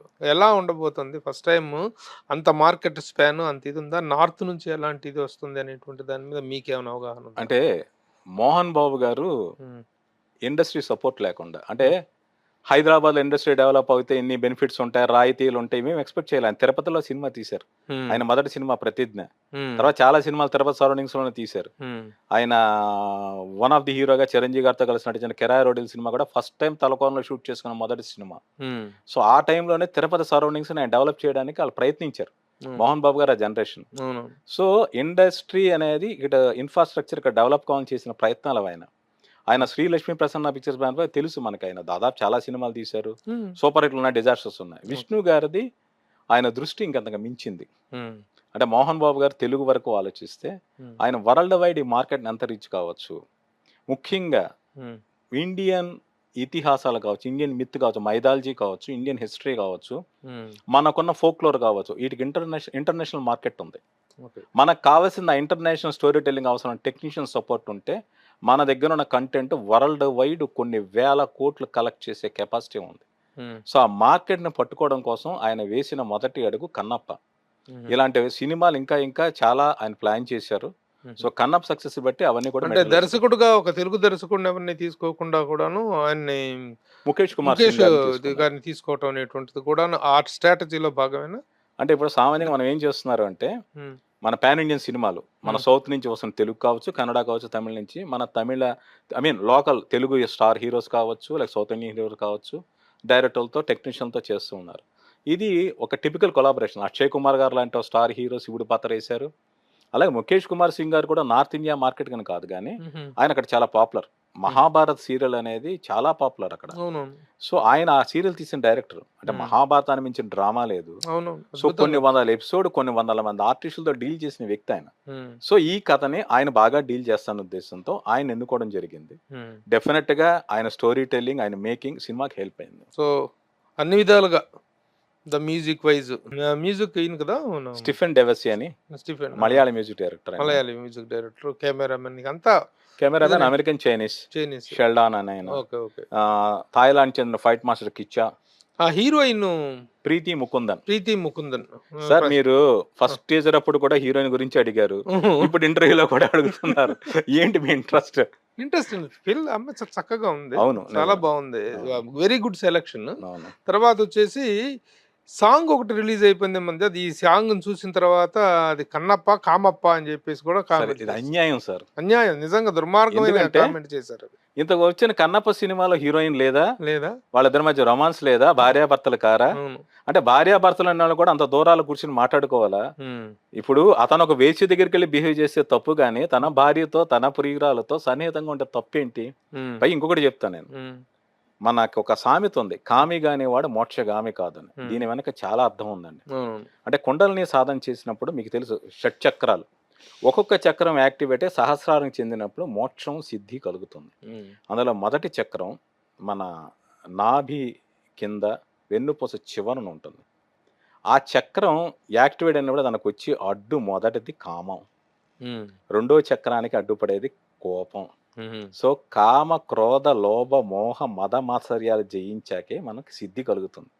ఇది మన హిందూ ధర్మశాస్త్రం, కుండలిని శక్తి, యోగ శక్తి చెప్తున్న విషయాలు.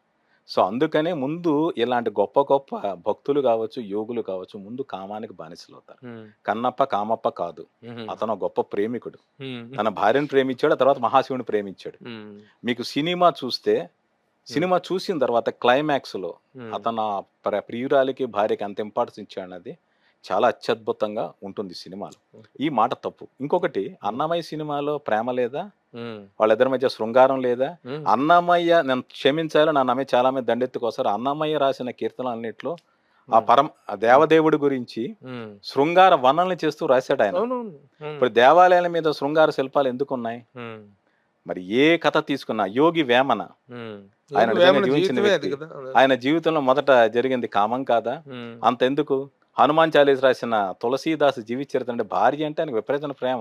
భార్య పుట్టింటికి నది ఈదుకుంటూ వెళ్ళిపోయిన వ్యక్తి ఆయన. సరే, అది కాదంటలేదు. కాదు, ఈ ట్రోలింగ్ అనేటువంటిది మాత్రం. అంటే ఇప్పుడు భక్తి సినిమాలో అతని జీవితంలో అతని తండ్రి ఉన్నాడు అంటే తండ్రి లేకుండా ఉండాలా? అతను ప్రియురాలు భార్య ఉండకూడదా? అతను అంత ఎంత ప్రేమించిన వ్యక్తి భార్య వదిలేసుకుని ఎందుకు భక్తుడు అయ్యాడు అతను? అది కథలో అంశం. ఓకే, ఇవన్నీ వదిలేసేసి ఈ సినిమా కన్నప్ప గురించి ఇప్పుడు చాలా మాట్లాడాము, చాలా వివరాలు చక్కగా చెప్పారు మీరు. మిగతా పాత్రల గురించి కూడా, ప్రభాస్ చేసినటువంటి పాత్ర, మోహన్ లాల్ గారిది. సరే, ఈ సినిమా ఫైనల్గా రేపటి రోజున రిలీజ్కి వెళ్ళే సమయానికి ఈ ట్రోలింగ్స్ తాలూకు ప్రభావం అనేటువంటిది తగ్గుతుంది, సినిమా మీద ఒక రెస్పెక్ట్ పెరుగుతుంది అన్నటానికి. అంటే ఈ మాట అంటే వేరేలా ఉంటుంది కానీ ఆడియన్స్ ఇన్వాల్వ్ అయిన తర్వాత అందులో ఏదైనా చిన్న తప్పు వెతికినా వాళ్ళు క్షమించరు, సహించరు. ఇప్పుడు చావా సినిమా క్లైమాక్స్ థియేటర్లో రన్ అవుతున్నప్పుడు ఎవడో నవ్వాడని జనం అతని మీదకి వెళ్ళిపోయారు. అంటే ఒక ఎమోషన్ లోన్ అయినప్పుడు ఎగతాళి చేసినా, అవహేళన చేసినా తట్టుకున్న స్థితిలో ప్రేక్షకులు లేరు. ఇప్పుడు కన్నప్ప సినిమా ముందు ఆ సినిమా మీద కావాలని చేస్తున్నారో లేక వాళ్ళు నిజంగానే వాళ్ళు అలా భావించేస్తున్నారు. సినిమా చూశాక ఎవరేం మాట్లాడినా తప్పు లేదు, కానీ సినిమా చూశాక ఈ సినిమా గురించి తప్పుగా మాట్లాడే అవకాశం ఈ సినిమా ఇవ్వదు. Very good. ఈ సినిమా తర్వాత మోహన్ బాబు గారి మీద, విష్ణు గారి మీద చాలా అంటే వాళ్ళకి చాలా రెస్పెక్ట్, ఇమేజ్ ఉంది. ఇలాంటి భక్తిరస చిత్రాన్ని ఈ జనరేషన్‌కి అందించారు అనేసి అందరూ ఒక ఆళ్ళని గొప్ప సినిమా మెచ్చుకునే రీతిలో, ఒక అవుతుందనేటువంటి గౌరవ మర్యాదలు ఇచ్చే రీతిలో ఈ సినిమా వచ్చింది. ఇప్పుడు మోహన్ బాబు గారి కాంపౌండ్‌లో, మంచు కాంపౌండ్‌లో జరుగుతున్నటువంటి కొన్ని కుటుంబ పరంగా జరుగుతున్నటువంటి కొన్ని అవాంఛనీయమైనటువంటి సంఘటనలు, అన్నదమ్ముల మధ్య, ఇద్దరి మధ్య గొడవలు గాని, మోహన్ బాబు గారు మనశ్శాంతి లేకుండా ఇద్దరి మధ్య శాండ్‌విచ్ అవుతున్నట్టు, కొడుకులు ఇద్దరి మధ్య శాండ్‌విచ్ అవుతున్నటువంటి పరిస్థితులు, ఒకళ్ళ మీద ఒకళ్ళ ఆరోపణలు, ప్రత్యారోపణలు, కేసులు ఇన్ని జరుగుతున్నటువంటి తరుణంలో దీని తాలూకు ప్రభావం అనేటువంటిది కన్నప్ప మీద ఏ మేరకు ఉంటుంది? సినిమా సక్సెస్‌ని ఏమైనా ప్రభావితం చేసే అవకాశం ఉందా అని మీరు అనుకుంటున్నారా? అంటే నాకంటే మోహన్ బాబు గారి కుటుంబానికి మీరు చాలా సన్నిహితులు. నేనా? ఓకే. అది ఓకే. మీరు ఆయన జీవిత చరిత్ర కూడా రాశారు మీరు. అవును. సో మీకు తెలిసినంతగా నాకు తెలియదు. నాకు పరిచయం 2, 3 ఏళ్ల నుంచి. బట్ అవును. మోహన్ బాబు గారు చాలా చాలా సెన్సిబుల్ పర్సన్. హ్మ్. చాలా సున్నిత మనస్కుడు ఆయన. హ్మ్. ఆయన మనసులో ఆయనకి సినిమాల పట్ల అంత ప్రేమ, తన పిల్లల పట్ల, కుటుంబం పట్ల అంతే ప్రేమ. హ్మ్. ఆయనలో కొంత వేదన ఉంది. నేను ఒక టెక్నీషియన్‌గాను నాకు ఈ మధ్య కాలంలో పరిచయం. హ్మ్. నాకు దాని గురించి మాట్లాడే అర్హత లేదు. నేను మాట్లాడడం కూడా తప్పు. ఎందుకంటే అది వాళ్ళ వ్యక్తిగతమైన విషయం, కుటుంబపరమైన విషయం. తర్వాత విష్ణు గారు ఈ విషయంలో ఆయన అసలు ఏమీ పెదవి విప్పడంలా, ఆయన మాట్లాడడం లేదు. హ్మ్. ఆయన ఈ కాంట్రవర్సీ‌లోకి తీసుకురావడం ఆ! కూడా సరిగ్గా దీంట్లో ఈ జర్నీ జరుగుతున్న సమయంలోనే మీరున్నారు గదా! ఈ గొడవలు జరుగుతున్న సమయంలో మీరు ఆయనతో జర్నీలో ఉన్నారు గదా! దాని ఇంపాక్ట్ విష్ణు మీద గాని, వాళ్ళ మానసిక స్థితి మీద ఏమన్నా ప్రభావం చూపించేసి సినిమాని ఏమన్నా డిస్టర్బ్ చేస్తుందా అనేది నా అంటే నేను ప్రశ్న. ఒక మాట చెప్తాను. ఇప్పుడు ఫ్యామిలీలో ఒక డిస్టర్బెన్స్ అనేది మనుషుల్ని డెఫినిట్‌గా డిస్టర్బ్ చేసి ఉండొచ్చు. హ్మ్. నాకది తెలీదు. ఇప్పుడు మీ జీవితంలో, నా జీవితంలో గాని ఫ్యామిలీ ఇష్యూస్ చాలా ఉంటాయి. హ్మ్. మనం ఇక్కడ వచ్చి కూర్చొని మాట్లాడే ముందు మనం కొద్దిసేపు పక్కన పెడతాం. అవును. మన ఫ్యామిలీ తాలూకు జరిగిన ఇష్యూస్ గాని, ఇంకోటి గాని పక్కన పెట్టి మన ప్రొఫెషన్‌లో దిగుతాం. హ్మ్. మోహన్ బాబు గారు నిజంగా అది 50th ఇయర్ ఆయన ఫ్యాన్స్ సెలబ్రేట్ చేసుకోవచ్చన్న హై మూవ్‌మెంట్ ఇది. హ్మ్. 50 సంవత్సరం ప్రతిసారి రాదు. 51, 52, 53, 54, 55 రావచ్చు. 50 సంవత్సరం ఒక్కసారే వస్తుంది. ఒక స్పెషల్ ఇయర్. ఆ స్పెషల్ ఇయర్‌లో ఇన్ని కోట్ల బడ్జెట్‌తో, ఇంత మల్టీ స్టార్‌తో పాన్ ఇండియా సినిమా వస్తున్న మూవ్‌మెంట్‌లో వాళ్ళు ఎలా ఉండాలి? ఆ మూవ్‌మెంట్స్‌ని కొంచెం తగ్గించి ఉండొచ్చు. అయినప్పటికీ హ్మ్. మోహన్ బాబు గారు, విష్ణు గారు ప్రతిరోజు, ప్రతి క్షణం కూడా హ్మ్. ఈ సినిమా ఫైనల్ ప్రాజెక్ట్ తీసుకొచ్చే మూవ్‌మెంట్‌లో చాలా చాలా బిజీగా ఉన్నారు. హ్మ్. వాళ్ళు పడ్డ ఎఫర్ట్‌కి, కష్టానికి హ్మ్. ప్రేక్షకుల నుంచి మంచి రెస్పాన్స్ రావాలి, అందరి దగ్గర చేరాలన్న ప్రయత్నంలో ఉన్నారు. హ్మ్. బహుశా ఈ ఫ్యామిలీ ఇష్యూస్ అనేవి ఆ ఫ్యామిలీయే రేపు తేల్చుకుంటారు. ఓకే. ఇవాళ రేపు గొడవ పడ్డా రేపు కలిసిపోవచ్చు ఫ్యామిలీ. అది వేరే విషయం. హ్మ్. కానీ సినిమా మీద ప్రభావం చూపించవు. సినిమాని సినిమాగానే చూస్తారు. ఓకే. రేపు సినిమాలో కంటెంట్ ఉంటే చూస్తారు. ఎనీబడీ. సినిమా నచ్చింది, హ్మ్. బావుంది చూస్తారు. దీని లేదా ప్రభావం ఏమి ఉండదంటారు. లేదు కుటుంబం అంతా కలిసుంది, ప్రమోట్ చేశారు, ఇంకోటి చేశారు. ఈ సినిమాని కాదు, వేరే సినిమాలు. అయినప్పటికీ సినిమా బాగోలేకపోతే ఎవరు ఏమి చేయలేరు. చేయలేదు. సో కన్నప్ప సినిమా తప్పు చేయదు. హ్మ్. సో జనాలకి ఈ కాంట్రవర్సీ వల్ల సినిమా మీద ఇంపాక్ట్ అనేది 1% కూడా ఉండదు. హ్మ్. But okay. కొంతమంది ఈలోగా దాన్ని దృష్టిలో పెట్టుకొని ట్రోల్ చేయడానికో, నెగటివిటీ పబ్లిసిటీ చేయడానికో కొంతమంది ప్రయత్నిస్తారేమో అదే. తెలీదు. ఓకే. ఇది వదిలేస్తే అంతే. ఓకే. కన్నప్ప ఏప్రిల్ 25న విడుదల కాబోతున్న పాపం మీ అందరి సమిష్టి కృషి ఫలితంగా అదొక అద్భుత విజయాన్ని సాధించాలని, కేవలం మోహన్ బాబు గారి ఫ్యామిలీ, మంచు ఫ్యామిలీకి సంబంధించినటువంటి సక్సెస్‌గానే కాకుండా ఇలాంటి సక్సెస్ అనేటువంటిది it is to be attributed to the entire film industry. ఒక గొప్ప సక్సెస్ మనకు అందరికి ఇండస్ట్రీకి వచ్చినట్టుగా మనం భావిస్తూ ఆల్ ద బెస్ట్ కన్నప్ప చెప్తున్నాను ముందుగా. తర్వాత మీ వ్యక్తిగత విషయానికి వస్తే ప్రసాద్ గారు, 35 సంవత్సరాలుగా నేను మిమ్మల్ని చూస్తున్నాను రచయితగా. ఆనాటి నుండి ఈనాటి వరకు ఎంతోమంది దర్శకులు, ఆనాటికి చాలామంది దర్శకుల దగ్గర మీరు వర్క్ చేశారు. కృష్ణవంశీ దగ్గర, పూరి జగన్నాథ్, గుణశేఖరు, బోయపాటి శ్రీను, హరీష్ శంకరు, ఇంకా వీళ్ళందరి దగ్గర పనిచేశారు మీరు. అవును. అందరికీ రచయితగా ఒక మీ కాంట్రిబ్యూషన్స్ ఇచ్చారు. బట్ మీరెందుకు ఇండివిడ్యువల్‌గా ఒక రచయితగా అంత ఐడెంటిటీ రాలేకపోవటానికి కారణం ఏంటి? అంటే మొదటి విషయం, నేను కొంతకాలం పాటు గోస్ట్ రైటర్‌గా పనిచేశాను. హుహు. కొన్ని సూపర్ హిట్ సినిమాలు అందులో జర్నలిస్ట్ కూడా మీరు. అంటే యెస్. నేను మొదట రచయితనయ్యాక తర్వాత జర్నలిస్ట్ అయ్యాను. నా జర్నలిస్ట్. 16వ ఏట నా మొదటి స్టోరీ పబ్లిష్ అయింది. హుహు. అది చూసి 20 ఏట విజయబాబు నాయుడు గారు నన్ను మద్రాసు పిలిపించి చిరంజీవి గారి సినిమా పనిచేయమంటే హుహు. నాకు సినిమా ఇండస్ట్రీ పడదు, వద్దు అనుకుని ఇండస్ట్రీ వదిలేసి నేను ఫిల్మ్ జర్నలిజంలోకి వచ్చాను. హుహు. మళ్ళీ గుణశేఖర్ గారి పిలుపుతోనే నేను తిరిగి సినిమా రంగంలోకి వచ్చి ఆయనతో పాటు ట్రావెల్ అయ్యి ఫస్ట్ సినిమా ఆయనతో చేసింది 'సొగసు చూడతరమ్మా'. అంటే డిస్కషన్‌లో పార్టిసిపేట్ చేశాను. ఆహా! తర్వాత చాలా మందితో ముఖ్యంగా గుణశేఖర్ గారితోటి మీరు ఎక్కువ జర్నీ చేశారు. అవును. ఆయన ఇది రుద్రమదేవిలో మీ కాంట్రిబ్యూషన్ చాలా నేను ఆ ఉంది. సినిమాకి అఫీషియల్ గా డైలాగ్ రుద్రమదేవి, ఆ రైటర్ తర్వాత ప్రతాప్ రుద్రుడు, తర్వాత వచ్చేసి హిరణ్యకశిపుడు, వీటన్నిటిలో కూడా మీరు ఆ వర్క్ స్క్రిప్ట్లు చేసాం. చేశారు. కానీ ఆ 2 గుణశేఖర్ సినిమాలు ఆగిపోయినాయి. అంటే హిరణ్య రాణా గారితో జరగాలి ప్రాజెక్ట్, ఆ రకంగా జరిగింది కానీ మధ్యలో ఆగిపోయింది. ఆ డైలాగ్ వర్షన్ వరకు కూడా రాశాను నేను. శాకుంతలం మీరు చేశారా? చేయలే. అంటే హిరణ్య టైంలో నాకు గుణశేఖర్ గారు చిన్నపాటి అభిప్రాయ భేదాలు వచ్చాయి. ఆ తర్వాత ఆయన నన్ను పిలవలేదు, నేను ఆయన కలవలేదు. అది జరిగింది. ప్రతాపరుద్రుడు చావా కన్నా చాలా గొప్ప కథ. మన తెలంగాణ యోధుడు, కాకతీయ వంశంకి చిట్ట చివరి చక్రవర్తి, రుద్రమదేవి మనవడు. ఆయన ఢిల్లీ సుల్తాన్ ముందు చాలా పోరాడి ప్రాణత్యాగం చేసిన వ్యక్తి. అతని చరిత్ర, అతని పోరాటం మన మనసులను కలిచివేస్తుంది.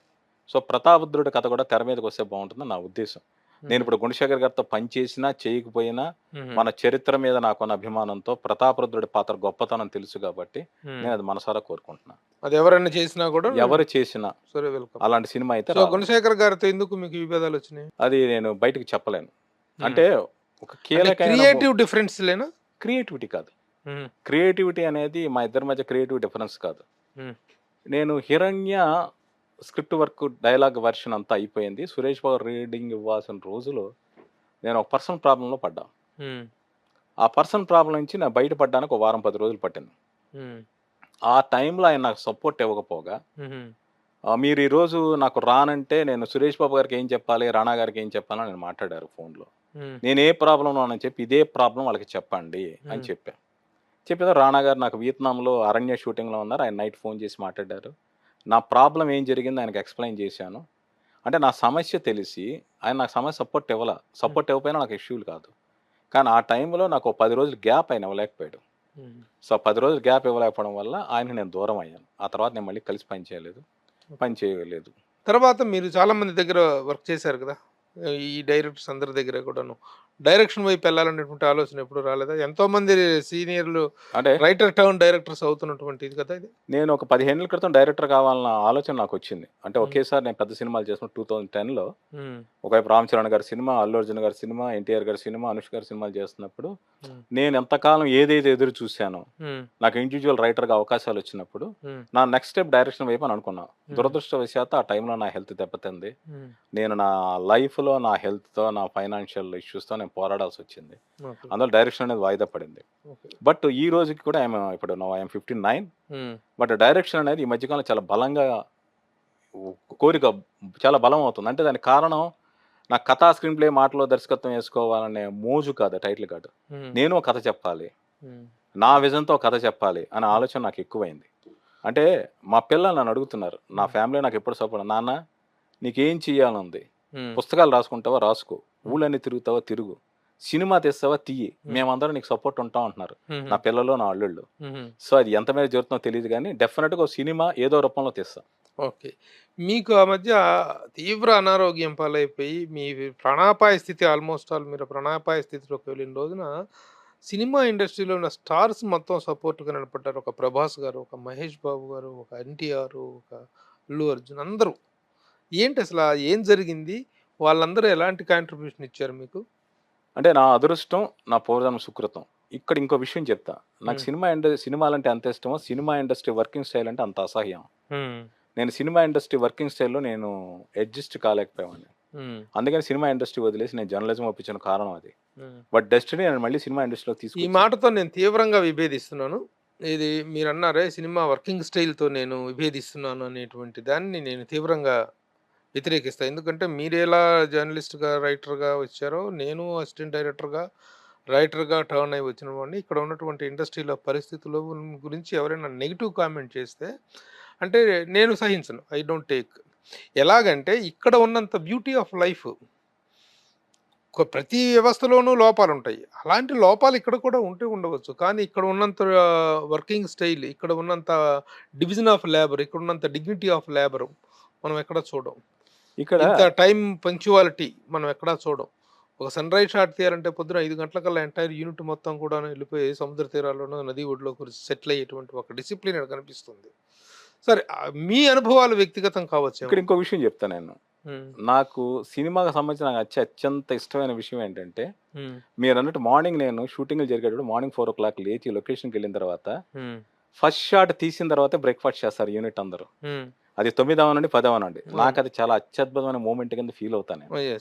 సో సినిమా అంటే నాకు ఎంత రెస్పెక్ట్, సినిమా ఇండస్ట్రీలో కొంతమంది వ్యక్తులకి కొన్ని వాల్యూస్ ఉండవు. అది దట్ అంటే నాకు ఆల్వేస్ ఇంకా నా దట్. అది నేను అంటాను ఇక్కడ ఇది ఒకటే నాకు అంటాను ప్రాబ్లం ఇక్కడ. ఉంది. నాకు ఈ particular- కాంటెక్స్ట్ లో నేను సారీ ఖండిస్తున్నాను. నేను పర్టికులర్ ఒక ప్రాబ్లం ఉంది. ఆ, నేను ఒక రైటర్ కావచ్చు, నేను చాలా సెన్సిబుల్ కావచ్చు. ఉమ్, అమ్మాయిల పట్ల, ఆడపిల్లల పట్ల ఎవరైనా తేడాగా మాట్లాడినా, తేడాగా ప్రవర్తన నాకు నచ్చదు. ఉమ్, ఇండస్ట్రీలో కొందరు వ్యక్తులు ఉన్నారు, ఉమ్, నాకు మొదట్లో నచ్చేది కాదు ఈ వాతావరణం. ఉమ్, వాటిని దూరంగా ఉండడానికి నేను ప్రయత్నించాను. ఉమ్, నేను పనిచేసిన దర్శకుడు మన గుణశేఖర్ గారు ఉన్నారు. ఆయన పుస్తకాలంటే విపరీతమైన ప్రేమ. ఎవరైనా హీరో వచ్చి సిగరెట్ తాగితే తలుపులన్నీ తీయించి మొత్తం సాంబ్రాణి పొగయించాక ఆయన కూర్చుంటాడు. ఉమ్, అలాంటి వ్యక్తి ఆయన. ఉమ్, సరే, తర్వాత ఏమైంది, నేను అడ్జస్ట్ అవుతూ వచ్చాను. ఉమ్, ఓకే, ఇండస్ట్రీ, నా వర్కింగ్ స్టైల్ ఇండస్ట్రీలో తాగే వాళ్ళు ఉంటారు, ఉమ్, తిరిగే వాళ్ళు ఉంటారు, వేరే అలవాట్లు ఉంటారు. నా పని నేను చేసుకెళ్ళిపోవాలంటే అలాంటి వాతావరణం భరిస్తూ నేను పని చేశాను. ఉమ్, బట్ నా ప్రాబ్లం ఏంటంటే, నాకు ఎందుకు ఈ విషయం చెప్తున్నానంటే, ఉమ్, నేను 2010లో నాకు అనారోగ్యం గురైనప్పుడు ఇండస్ట్రీ అనేది అన్స్టేబుల్. ఉమ్, ఇవాళ సక్సెస్లో టాప్లో ఉన్న వ్యక్తి రేపు నథింగ్. ఉమ్, ఇవాళ 100 కోట్లు అందుకున్న వ్యక్తి రేపు 1 లక్ష రూపాయలు కూడా అతనికి ఇవ్వకపోవచ్చు. ఉమ్, ఇలాంటి పరిస్థితులు చాలా సర్వసాధారణం. ఉమ్, అలాంటి రాత్రి లైఫ్లు మారిపోయే జైంట్ వీల్ లాంటి ఇండస్ట్రీలో నాకు ప్రాణాపాయ స్థితి వచ్చినప్పుడు ఇండస్ట్రీలో ప్రతి అగ్ర హీరో, ఉమ్, అటు మహేష్ బాబు గారు కావచ్చు, ప్రభాస్ గారు కావచ్చు, ఆ రామ్ చరణ్ గారు, ఎన్టీఆర్ గారు, అల్లు అర్జున్ గారు, అనుష్క గారు, అందరూ ఇండస్ట్రీలో చాలా చాలా మంది, కొందరు పేర్లు మర్చిపోయి ఉండొచ్చు, నాకు క్షమించండి. ఉమ్, అలాగే మెహర్ రమేష్ గారు తీసుకున్న లీడ్ కావచ్చు, ఉమ్, ఆర్టిస్టులు, టెక్నీషియన్లు అందరూ నాకు సపోర్ట్ ఇచ్చారు. ఉమ్, అంటే ఆ రోజుల్లో నాకు చాలా ఎక్కువ మొత్తంలో నాకు ట్రీట్మెంట్ ఖర్చు అయినప్పుడు అవును, అందులో ఒక 30% ఇండస్ట్రీని సపోర్ట్ చేసింది. ఆ సహాయం నేను మర్చిపోలేను. ఉమ్, ఆ మూమెంట్ నేను తిరిగి బతికిన తర్వాత నాకు అర్థమైంది ఏంటి అంటే, ఉమ్, ఇండస్ట్రీలో కొంతమందికి చెడు అలవాట్లు ఉండొచ్చు, చెడు అలవాట్లు కొంతమందిని ఇబ్బంది పెడుతూ ఉండొచ్చు. అది బయట ప్రపంచంలో కూడా ఉంది. ఉమ్. కానీ సినిమా ప్రపంచంలోనంత మానవత్వం, సహృదయత ఇంకెక్కడా లేదు. Yes, ఇలాంటి ఆన్సర్ కోసం నేను వాళ్ళు wait చేస్తున్నా. ఈ నైట్ తెల్లారేటప్పటికి శుక్రవారం సాయంత్రం వాళ్ళ జీవితం ఏమవుతుందో తెలియదు, వాళ్ళ కెరీర్ ఏమవుతుందో తెలియదు. అవును. కానీ వాళ్ళ తోటి మనుషుల కోసం ఉంటారు, నా ఒక్కడి కోసం కాదు.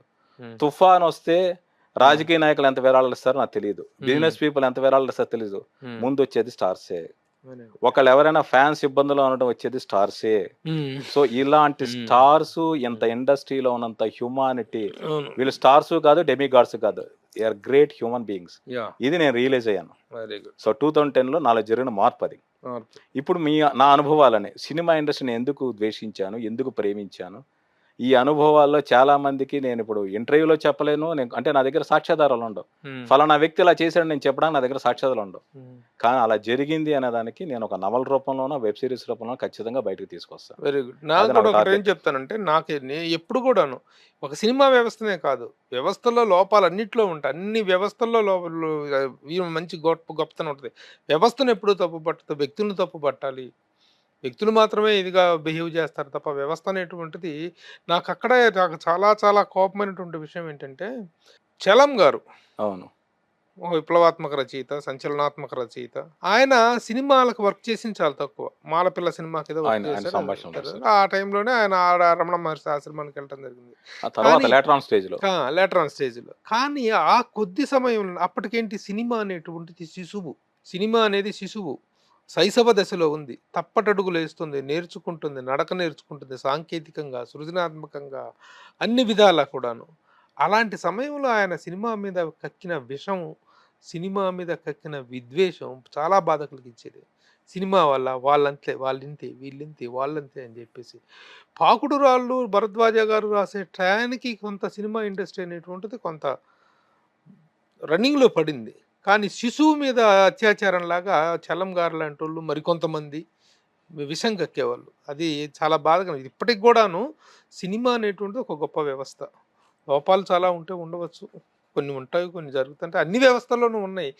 మీరు అనుకున్నటువంటి ఆ ఉమెన్ టీజింగ్ కానీ, అలవాట్లు కానీ, తాగుళ్ళు కానీ, వ్యభిచారాలు కానీ సినిమా ఇండస్ట్రీలో ఎంత % ఉంది బయట సొసైటీతో పోల్చుకుంటే? సో అందుకనే మనకు టాపిక్ వచ్చింది కాబట్టి ఒక చిన్న ఎక్స్చేంజ్ ఆఫ్ ఇది. ఎనీ ఇంకొక చివరి విషయం, చివరిగా ఒక విషయం ప్రస్తావిస్తాను. అమీర్ ఖాన్ షష్ఠీ పూర్తి సందర్భంగా ఆ జావేద్ అఖ్తర్ ఒక కామెంట్ చేశాడు. ఆ! సి నా సౌత్ వోళ్ళు వచ్చేసి 700 కోట్లు, 800 కోట్లు కొట్టేసుకొని 1000 కోట్లు ముక్కు మొహం తెలియని ఇలా సౌత్ ముక్కు ఇండియన్స్. మొహం తెలియని సౌత్ ఇండియన్స్ వచ్చేసి ఇక్కడ కొట్టేసుకొని పోతున్నారు అనేటువంటి ఒక విద్వేషపూరితమైనటువంటి ఒక అక్కసు, అసూయతో కూడినటువంటి స్టేట్మెంట్ ఇచ్చాడు. మీరేమంటారు ఒక రచయితగా? నేను చాలా బాధపడ్డాను. హ్మ్. ఎందుకంటే నాకు సలీం జావేద్ అంటే పిచ్చి. హ్మ్. షోలే సినిమా వచ్చినప్పుడు నాకు 9 ఏళ్ల వయసు. హుహు. అప్పుడు అది హిందీ సినిమా, మన తెలుగోళ్ళని డబ్బులు ఇవ్వకూడదు, టికెట్ కొనుక్కోవడం నాకు తెలియదు. హ్మ్. చిన్నపిల్లని కదా వెళ్ళి చూశాను. అప్పటి నుంచి వాళ్ళ సినిమాలు చాలా చూసాం. హ్మ్. జంజీర్ కావచ్చు, దీవార్ కావచ్చు, డాన్ కావచ్చు. హ్మ్. ఇక్కడ ఇంకో విషయం, హ్మ్. డాన్ సినిమా ఇండియాలో ఎక్కడ ఎలా రోజులు ఆడింది కానీ ఇక్కడ ఎన్టీ రామారావు గారి సొంత థియేటర్ తారక రామాలో హ్మ్. 200 రోజుల పైన ఆడింది. హుహు. ఇండియాలో హైయెస్ట్ రికార్డ్ ఇక్కడ డాన్ సినిమా ఆడింది. హ్మ్. సో వాళ్ళకి సలీం జావేద్కి ఇచ్చిన రెస్పెక్ట్ అది. హ్మ్. అలాగే సలీం జావేద్కి ఫస్ట్ బ్రేక్ ఇచ్చిన వ్యక్తి తమిళనాడుకు చెందిన శాండో చిన్నప్ప దేవర్. హ్మ్. వాళ్ళు స్ట్రగుల్లో ఉన్నప్పుడు వాళ్ళు పిలిచి రాజేష్ ఖన్నాతో తీసిన హాతీ మేరా సాతి సినిమా స్క్రీన్ ప్లే రాయించి డబ్బులు ఇచ్చారు శాండో చిన్నప్ప దేవర్. హ్మ్. వాళ్ళ కెరీర్ బిగినింగ్ లో అంటే జంజీరు, యాదవంకి భారత్ దశలో కర్ణాటక రాజ్ కుమార్ గారు పిలిపించి ఒక సినిమా రాయించుకున్నారు. హుహు. సో ఇలా సౌత్ ఇండియా అనేది శాండో చిన్నప్ప దేవర్ కావచ్చు, కర్ణాటక రాజ్ కుమార్ గారు కావచ్చు, వాళ్ళని ఆదరించారు. వాళ్ళ నార్త్ ఇండియన్స్, హ్మ్. హిందీ వాళ్ళు అని ఇక్కడ చూడలే. హ్మ్. ఇది ఇండియన్ సినిమా. ఇవాళ కోఇన్సిడెంట్లుగా ఇవాళ హిందీ సినిమా ఇండియన్ సినిమా పుట్టినరోజు హ్మ్. 1931 మార్చి 14వ తేదీ ఆలమరా అనే సినిమా రిలీజ్ అయింది. రిలీజ్ అయింది. అవును. ఇలాంటి సందర్భంలో ఇక్కడ ఇదే రోజు అమీర్ ఖాన్ గారు అమీర్ ఖాన్ పుట్టినరోజు కూడా. సో ఆయన మాట్లాడితే ఆయన బాధ ఏంటి అంటే వాళ్ళు వచ్చి మన డబ్బులు తీసుకెళ్ళిపోదని మాట్లాడుతున్నారు. హ్మ్. అది చాలా తప్పు. హ్మ్. ఇవాళ మన తెలుగు సినిమాలు పుష్ప కావచ్చు, త్రిబుల్ ఆర్ కావచ్చు, బాహుబలి కావచ్చు, లేక కాంతారా కావచ్చు, కేజీఎఫ్ కావచ్చు, హ్మ్. ఈ సినిమాలు ఏవో డబ్బులు తీసుకెళ్తున్నాయేమో. హ్మ్. మరి ఇన్నేళ్ల పాటు హిందీ సినిమాలు మన దగ్గర నుంచి ఎన్ని వేల కోట్లు తీసుకెళ్ళి ఉంటాయి. హ్మ్. రాజకుమార్ గారు ఆ సినిమాలు ప్రేమలేఖల సినిమా ఇక్కడ ఎందుకు తెలుగులో డబ్ చేయించారు, ఆరుద్ర గారి చేత ఎందుకు పాటలు రాయించారు. హ్మ్. అలాగే మరి అమితాబ్ బచ్చన్ సినిమాలు మన తెలుగు నాట ఎంత పాపులర్, తెలుగు నాట అమితాబ్ బచ్చన్ అంత పిచ్చికిపోయి ఉంటారు. అవును.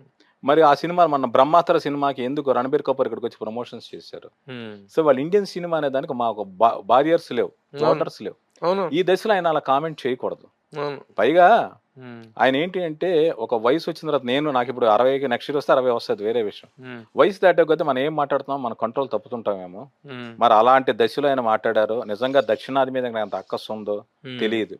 హ్మ్. ఒక మాట చెప్తాను, ముక్కు మొహం ఆడియన్స్ తెలియపోవచ్చు, హ్మ్. కానీ ఆ సినిమాలో ఉండే ఎమోషన్ వాళ్ళకి తెలుసు. హ్మ్. ఆడి ఫేస్ చూడరు, అవును. కథలో చెప్పిన ఎమోషన్ చూస్తారు. అవునవును. సో పుష్ప 2లో ఇంటి పేరు కోసం వెతుక్కున్న ఒక హీరోని చూశారు వాళ్ళు. హ్మ్. త్రిబుల్ ఆర్లో దేశం కోసం పోరాడిన ఏదైనా చూశారు. ఓకే. ఒక బాహుబలిలో ఒక ఫ్యామిలీ డ్రామాలో జరిగిన ఒక సంగ్రామాన్ని చూశారు. ఆ ఎమోషన్ కనెక్ట్ అయ్యి చూశారు తప్పితే ఓకే. వీళ్ళు నాకు తెలుసా 25 ఏళ్ల నుంచి అతను పోస్టర్ చూసామని చూడలేదు. అమీర్ ఖాన్ గారి ప్రస్తావన వచ్చింది కాబట్టి అమీర్ ఖాన్ గారి మొదటి సినిమా ఖయామత్ సే ఖయామత్ తక్ తెలుగులో ప్రణయం ప్రళయం అని రిలీజ్ చేశారు, డబ్ చేసి. హ్మ్. దాన్ని సురేష్ ప్రొడక్షన్స్ వాళ్ళు డిస్ట్రిబ్యూట్ చేశారు. హ్మ్. ఆ సినిమా ఫస్ట్ డే రోజు విజయవాడ శకుంతల థియేటర్ కి హ్మ్. నాసిర్ హుస్సేన్, హ్మ్. అమీర్ ఖాన్ ఇద్దరు వచ్చి ప్రస్తుత సినిమా చూశారు. హ్మ్. మరి ఎందుకు అమీర్ ఖాన్ ఆ రోజు ఇక్కడ తెలుగు నాట ఒక విజయవాడ శకుంతల థియేటర్కి వచ్చి ఎందుకు సినిమా చూశారు? హ్మ్. ఇక్కడ మార్కెట్ ని క్యాప్చర్ చేయడానికి. అదే. అది తప్పు కాదు, కానీ అలా తక్కువగా చేసి మాట్లాడడం కరెక్ట్ కాదు. మీరు చాలా సినిమాలకి వర్క్ చేశారు. 'పోకిరి' లాంటి సినిమాల దగ్గర నుంచి ఈ కాంటెంపరరీ ఫిల్మ్స్ అందరిది చేశారు. రచయితగా, డైలాగ్ రైటర్‌గా అండ్ స్క్రిప్ట్ డాక్టర్‌గా. ఒక్కొక్క రచయిత ఒక్కొక్క టైంలో ఒక్కొక్క ట్రెండ్ క్రియేట్ చేశారు. ఆ రోజున పింగళ నాగేంద్ర గారి దగ్గర నుంచి గాని, సీనియర్ సముద్రాల గారి దగ్గర నుంచి గాని, కొసరాజు గారు, మన డివిఎస్ రాజు గారు, డివి నరసరాజు గారు, ఆత్రేయ గారు, అందరూ కూడాను. Who is your best writer? నేను మాట చెప్పలేను. నాకు ప్రతి ఒక్కరు ఒక వాక్యం రాసి నాకు బాగా నచ్చుతూ ఉంటుంది. హ్మ్. అంటే సండే సప్లిమెంట్స్లో కథలు వస్తుంటాయి. ఆ కథలో నాకు నచ్చితే హ్మ్. వాళ్ళు ఫోన్ చేసి కూడా మాట్లాడతాను. హ్మ్. మన ఈ మధ్య ఏదో మ్యాగజైన్లో బతుకమ్మలోనే ఎందులోనో చరణ్ పరిమి అని ఒక ఆయన ఒక కథ రాస్తూ హ్మ్. అందులో కొన్ని లైన్స్ రాశాడు. నాకు విపరీతంగా నచ్చింది. హ్మ్. ఆ ఎక్స్ప్రెషన్ విపరీతంగా నచ్చింది. ఆయన ఫోన్ చేసి నేను మాట్లాడాను. ఓకే. సో పింగళి గారనే కాదు, త్రివిక్రమ్ గారనే కాదు, హ్మ్. కొత్తగా వచ్చే రైటర్లు ఎవరు ఏమి రాసినా కూడా నన్ను నచ్చుతూ ఉంటుంది. వాళ్ళలో ఉండే సరస్వతికి నేను నమస్కారాలు అంతే. ఓకే. సినిమా అంటే లక్ష్మి, సరస్వతి రెండిటి కాంబినేషన్. సరస్వతిని అడిగే ముందు లక్ష్మిని ఇవ్వాలి. ఇస్తున్నారా? రచయితలకు బాగా పే చేస్తున్నారా? రచయితల స్థానం ఏంటి? రచయితలకు ఇస్తున్న డబ్బులేంటి? రచయితలకు ఇస్తున్న గౌరవం ఏంటి? అనేటువంటి దాంట్లో మీ అభిప్రాయం ఏంటి? ఇవ్వట్లేదని చెప్తాను. అంటే కొంతమంది పాపులర్ రైటర్స్ ఉన్నారు. హ్మ్. సినిమా బడ్జెట్లో 3.5% తీసుకున్న రైటర్లు ఉన్నారు. హ్మ్. వాళ్ళు అడిగినంత డిమాండ్ చేసి తీసుకునే రైటర్లు ఉన్నారు. వాళ్ళు చాలా చాలా తక్కువ. ఈ చేతిలో వేళ మీద లెక్క పెట్టగలిగే ఈ 5,000 10,000 కూడా కాదు 5,000లో లెక్క పెట్టగలిగే వాళ్ళే ఉన్నారు. డిమాండ్ చేసి తీసుకోండి. మిగిలిన వాళ్ళందరూ సరెండర్ చేయాల్సి వస్తుంది. సర్వైవ్. మీరన్న ఇంకొక మాట లక్ష్మీ సరస్వతి పువ్వులకి వచ్చింది కాబట్టి చెప్తున్నాను. లక్ష్మీదేవి ఎవరింటికి పరిగెత్తుకుంటే వెళ్ళదు. నేను మీ ఇంటికి వస్తాను రా బాబు తలుపు తీ అని బతిమలాడదు. కానీ సరస్వతి దురదృష్టం ఏంటంటే సరస్వతిని నమ్ముకున్న వాళ్ళు తలుపు తట్టు అడుగుతుంటారు, మేము వస్తాం, మేము చేస్తాం, మేము ఇది కంట్రిబ్యూట్ చేస్తాం, మేము ఇస్తాం మీకు ఇది అని అడుగుతున్నారు. అది దురదృష్టం. ఆఫర్ అని కాదండి, వాళ్ళ క్రియేటివిటీ థాట్స్. ఆఫర్ అనేది వాళ్ళు పిలుస్తారు, క్రియేటివ్ నేను ఇస్తాను తీసుకోవడానికి బతిమలాడుతున్నారు, అది తీసుకోవట్లేదు. అది బాధ. కన్నప్పకు సంబంధించిన వివరాలతో పాటు చాలా విషయాలు మనం డిస్కస్ చేసాం. Talking to you is an education. అంత బాగుంది, ఎందుకంటే మీ అనుభవాలు చాలా, ఎందుకంటే చాలా సినిమా గురించినటువంటి విపరీతమైనటువంటి నాలెడ్జ్ ఉన్నటువంటి వ్యక్తి మీరు. ఇప్పుడే కాకుండా కూడా కొన్ని టాపిక్స్ మీద కూడా మనం రెగ్యులర్గా మాట్లాడుకుందాం డెఫినెట్గా. Thank you for sparing enough time. నమస్తే. థ్యాంక్ యూ ప్రభు గారు, మీతో మాట్లాడడం అంటే మన ఇద్దరం చాలా ఫ్రెండ్స్, మన ఇద్దరం మన సినిమాలంటే మనకు ఉన్న ఇష్టం కదా, మనం ఎన్నో విషయాలు మాట్లాడుకుంటూ ఉంటాం. ఇప్పుడు అందులో ఈసారి ఎక్కువగా మన కన్నప్ప సినిమా గురించి ఎక్కువ మాట్లాడుకున్నాం. ఇంకోసారి మన ఇద్దరం పర్సనల్ గురించి చాలా విషయాలు మాట్లాడుకుందాం. Thank you very much sir. Thank you. Bye.